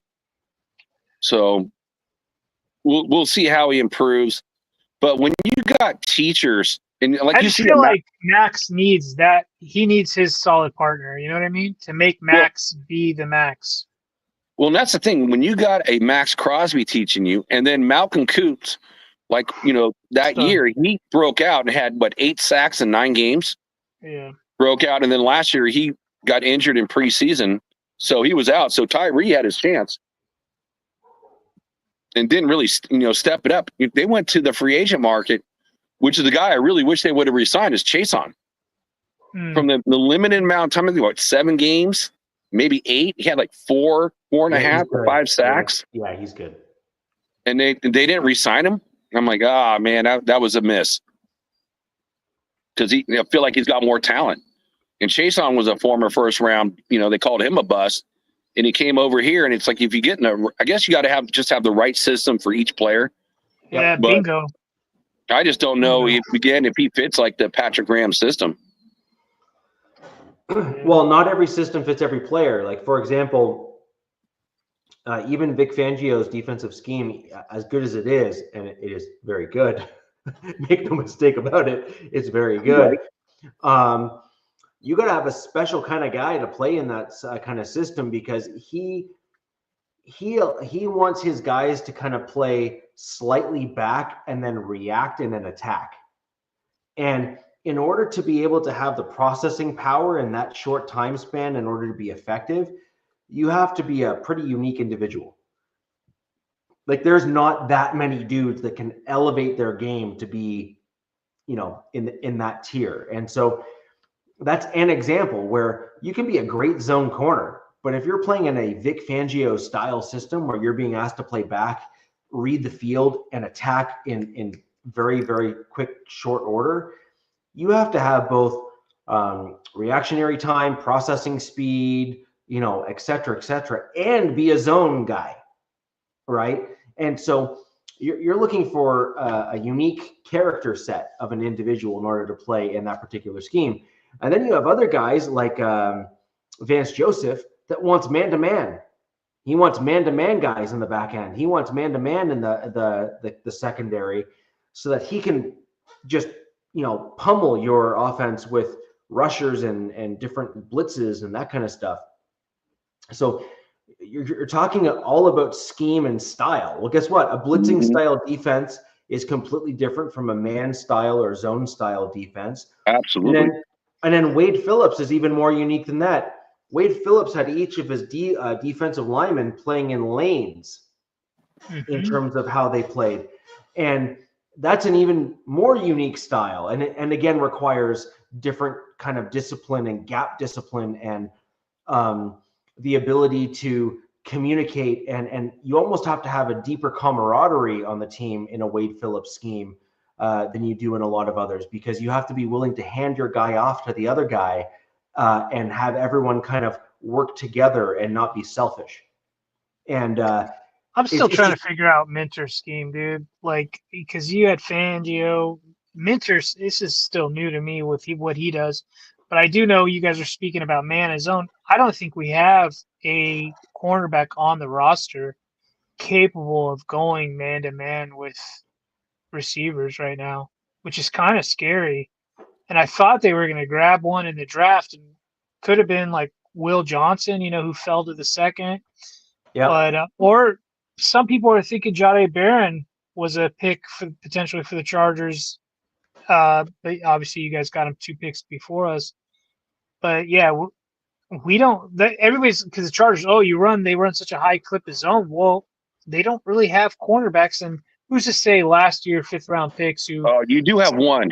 You do have. I'm trying to remember his name. He's from Notre Dame, and I really like the kid. I wish the Raiders drafted him. And I'm trying to remember his name. He was like a 4th or 5th round pick for you guys. Cam Hart. Cam Hart. Yes, Hart. So he has the highest upside.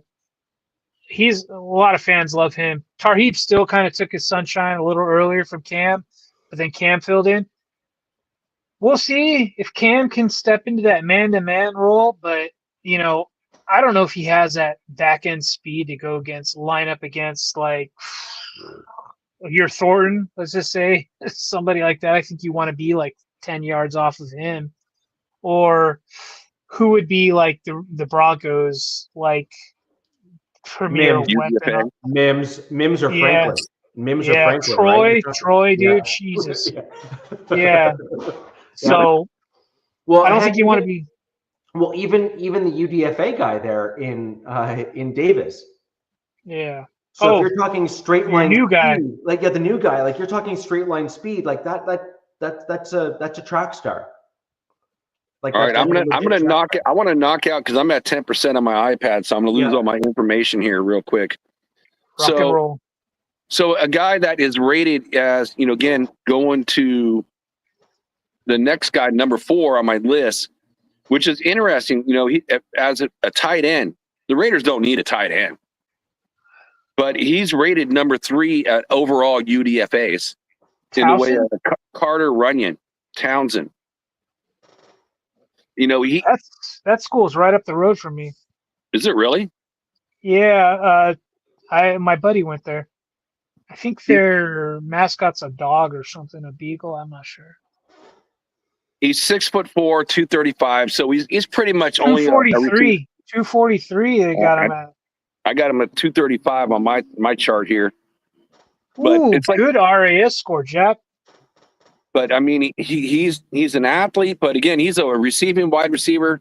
Not that I need a receiver, that type of receiver, for a tight end, but just based on where he's ranked at overall on the UDFAs, that was pretty impressive. And then again, I'm running out of juice on this thing. So the next one is there's two is Trevion Macy from Baylor, defensive tackle. I got to get to him. Give me a second. This thing is while you're looking for him, that tight end you were talking about was compared to, due to his yards and route run, was compared to Harold Fannin and Jalen Conyers. So that's pretty damn good. So he's got a shot, but I don't. I mean, based on their number 3 tight end, it depends on what they want to keep. Do they want, because Michael Mayers can block and catch for you. Do they want a blocking tight end, or do they want another receiving tight end? But then again, you go back to Jack Besh, who, they put him in a slot. He came out at LSU as a tight end. So he's versatile enough to do, both as a, receiving tight end. So I'm not sure if he makes it, but, he's got a chance. If anything, he'll make the practice squad is the way I look at it for him. Yeah. And then, Trevion Mahy, 6'5", 290 from Baylor, defensive tackle. He was projected as he's ranked number 7 in UDFAs overall. Oh God, look at that guy. So I don't have a lot of information on him, to be honest with you, but I just looked at the overall ranking. 40 tackles and 3.5 sacks last season. And then the last guy I want to bring up, which is a guy, it's kind of interesting, is a guy named Gerald Hufford. And Gerald Hufford is an offensive guard, and he was ranked number 14th overall in UDFAs. He's a big boy. He's like 6'5", 320. He's not the most athletic guy, but he's a big boy. So just, wanting that depth on your offensive line. Again, another guy I can see probably going to the practice squad based on, again, you've got 2 third-round draft picks, for guard, tackle in the 3rd round, and you got the other guys that are out there. So I could see him like going to the practice squad, but I could see him as a player that, could, stick with the team, no less. And I had to make that quick because that thing was dying really quick. So Jack, here's an interesting stat on Pete Carroll. He's been known for carrying 4 and sometimes more tight ends on his 53-man roster. Part of the reason for that is that he loves using tight ends in the passing game, and he loves playing in 12 personnel sets. And so he also likes using them in the special teams side of things because they're tall. So he likes being able to use them, and they can tackle. They're physical. They're normally physical dudes, right? They like to hit, push, whatever. And so I'm not willing, if I'm you, I'm not discounting the fact that you might well be carrying 4 tight ends on your roster, leveraging pass catching tight ends instead of this like ultra deep wide receiver room, and going more kind of that, I hate to use the term smash mouth style football, but go the direction of that. Like start to almost rebuild that original OG Seattle Seahawks style of play, which is run the football, wear the teams down, get the tight ends on the field that are, positional mismatches. So you already have Bowers, which is, in mismatch to most guys. He's one of the best in the business at this point. And then start adding in Besh and some of these other dudes into the mix as wide receivers. Jacoby Myers, who doesn't drop a ball, with the most accurate, one of the most accurate QBs last season, and with the 3 worst QBs last season, practically.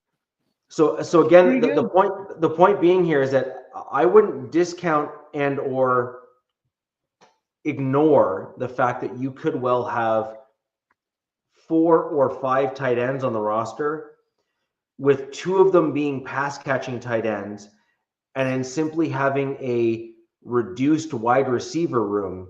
I think one of them becomes a fullback, Richie, because that's where I find it's kind of hard. You know, it's like they drafted 3 wide receivers in this draft. Yep. And again, Besh is like that player that he can do the slot. He can, play tight end because that's where he started.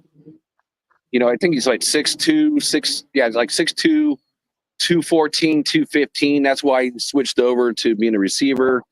And he's like a Jacoby Myers because he only dropped 1 pass all last season. So I feel like they're kind of twins. He's more power. Jacoby's more finesse. Neither one of them are fast. This tight end is interesting just for the fact that, based on the rankings that I saw. But they also, with again, it just depends on what they're going to do. You got Brock Bowers, which you can play him at tight end, but are you going to play him at tight end? Besh it could be a tight end, but are you going to play him at tight end? Or are these guys going to the slot and moving all over the field? So you guys brought in Pat Conroy, a tight end who you have listed as a fullback. So usually fullbacks kind of piggyback on that tight end room a little bit. So he was a tight end. Or running back. Yeah, sure. Yeah. You know what? But, I had to say for Conroy, I don't think he's going to be there. Just because. But I'm just saying it's interesting that you're bringing in a fullback for Genty, because unless you do with Peegs or JJ, turn him into a fullback. But this guy had, nothing great, but 19 receptions, 444 yards, and 6 touchdowns. So and what Matt just said right there. There you go, Matt. I agree. Tommy Malloy will be a plus. Okay. Oh, no. Well, yeah, no, I agree with that. Oh, you're talking about JJ, yeah. Yeah, right here. Yeah, so I think the guy I just talked about, Pat, is like the guy I talked about either, and Steve O'Klotz is just competitors. And, people need to remember is we have preseason games that need to be played, right? So you need bodies. Hey, Matt, question for you. Answer in the chat. So what do you think about Amari Gaynor being our off-ball linebacker next year?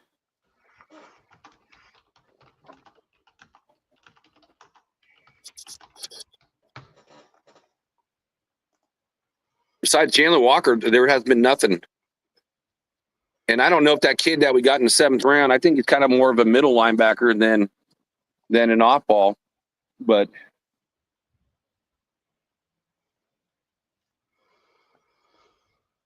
so I guess I have a question for you guys. So we never did ask this question. So how do you guys rank your drafts in the AFC West draft? For the other teams. That's kind of tough because. I think all teams did very well, but from the outside looking in, it looks like everybody did really well, including the Chiefs.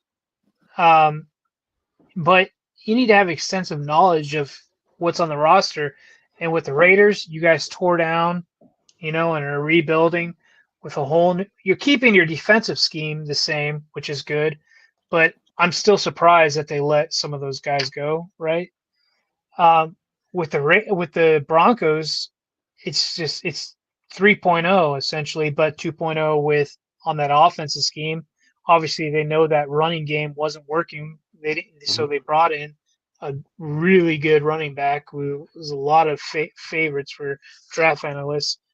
That secondary is looking just. That secondary is looking stout. Jesus Christ. Now I understand why the Chargers do what they do. You got to get a nickname for that. I'm just looking at the players that you have.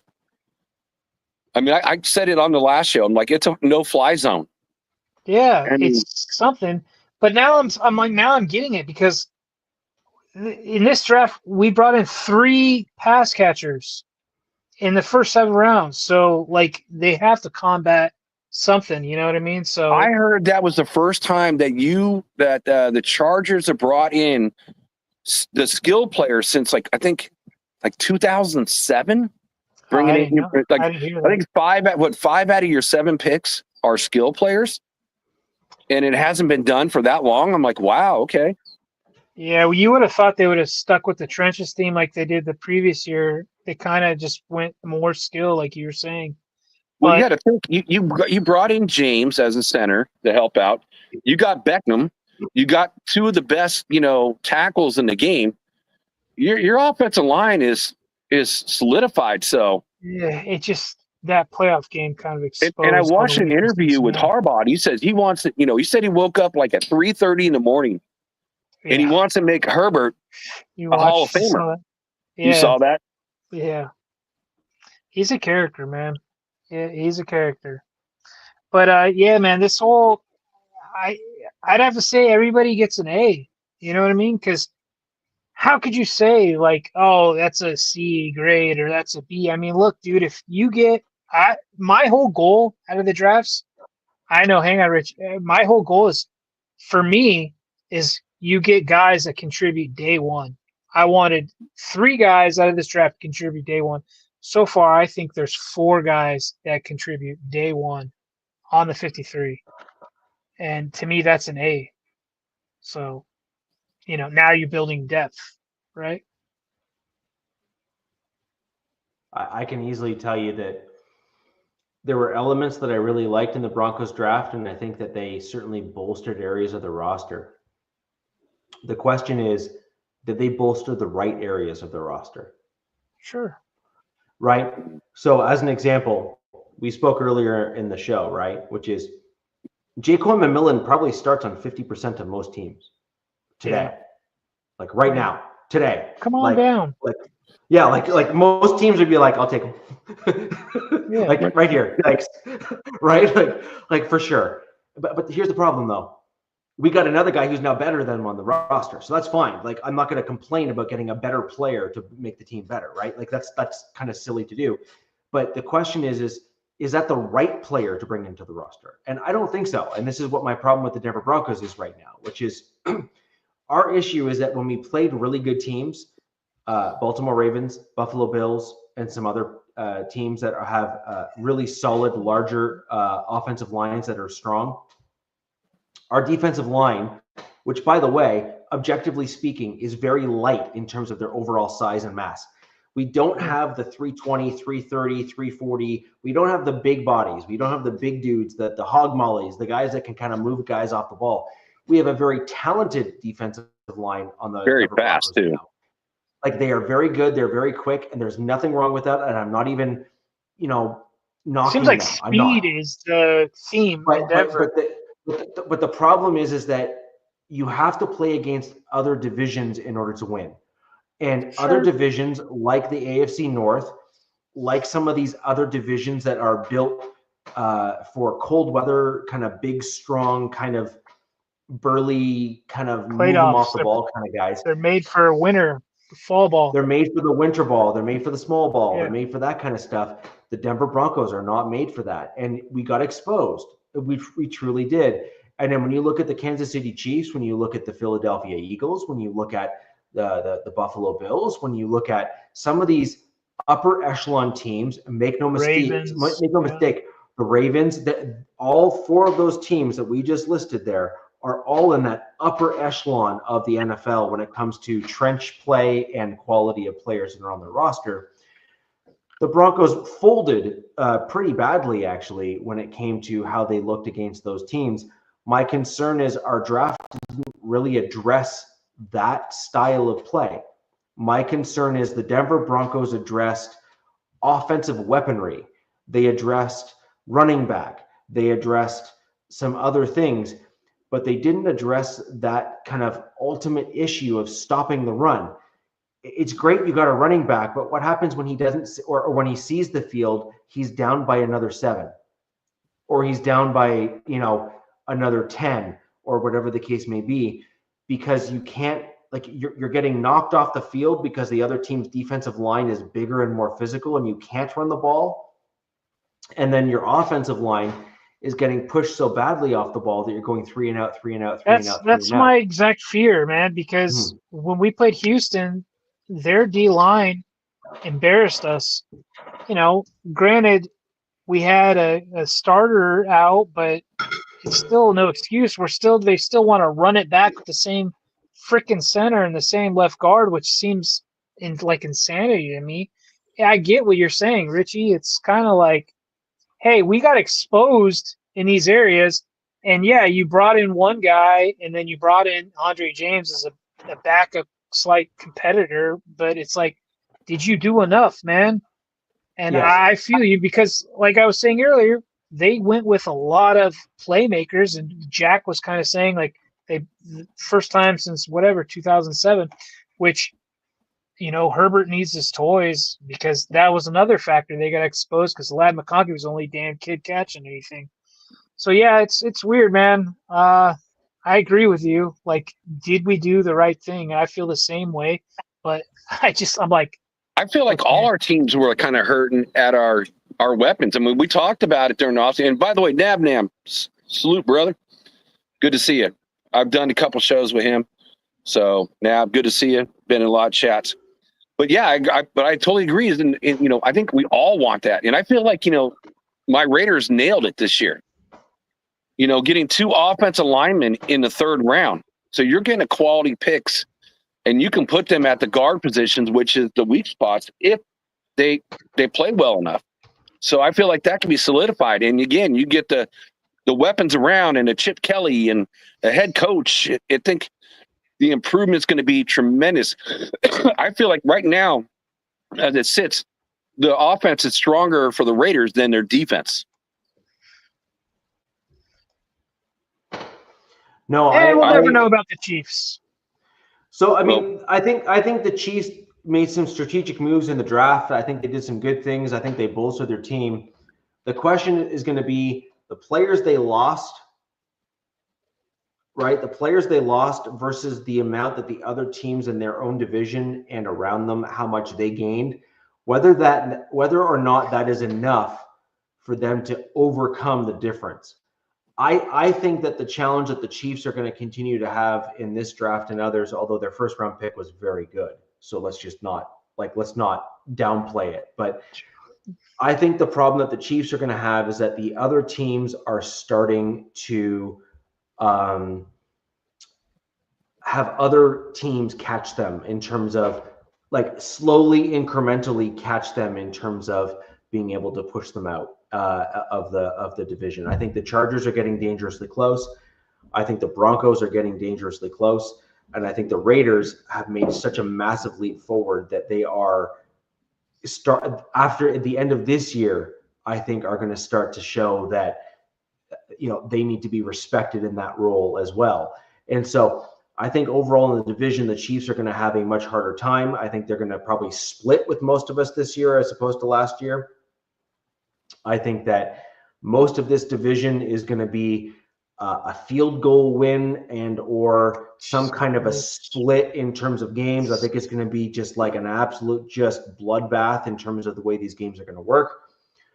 And I think that the AFC West is going to be a very difficult team to come through this year. And that is in large part because none of us did splash moves. We didn't go out and say, I want the cornerback that looks incredibly great in free agency. We all did key things to kind of bolster the important parts of the roster. The Raiders went out and got a coach that makes a lot of sense for them, who has a solid head on his shoulders and has a winning culture and is a culture builder, right? A culture builder is a key thing. You need to change the culture. You have a couple guys in there that can kind of help lead the way, but you need the backing of the coach in the front office. And I think the Raiders finally have that in place now, which is unfortunate for the rest of the division because, well, it benefited us not having a divisional rival that, had their act together. And now, sadly, I think that the owner and everyone else is now on the same page.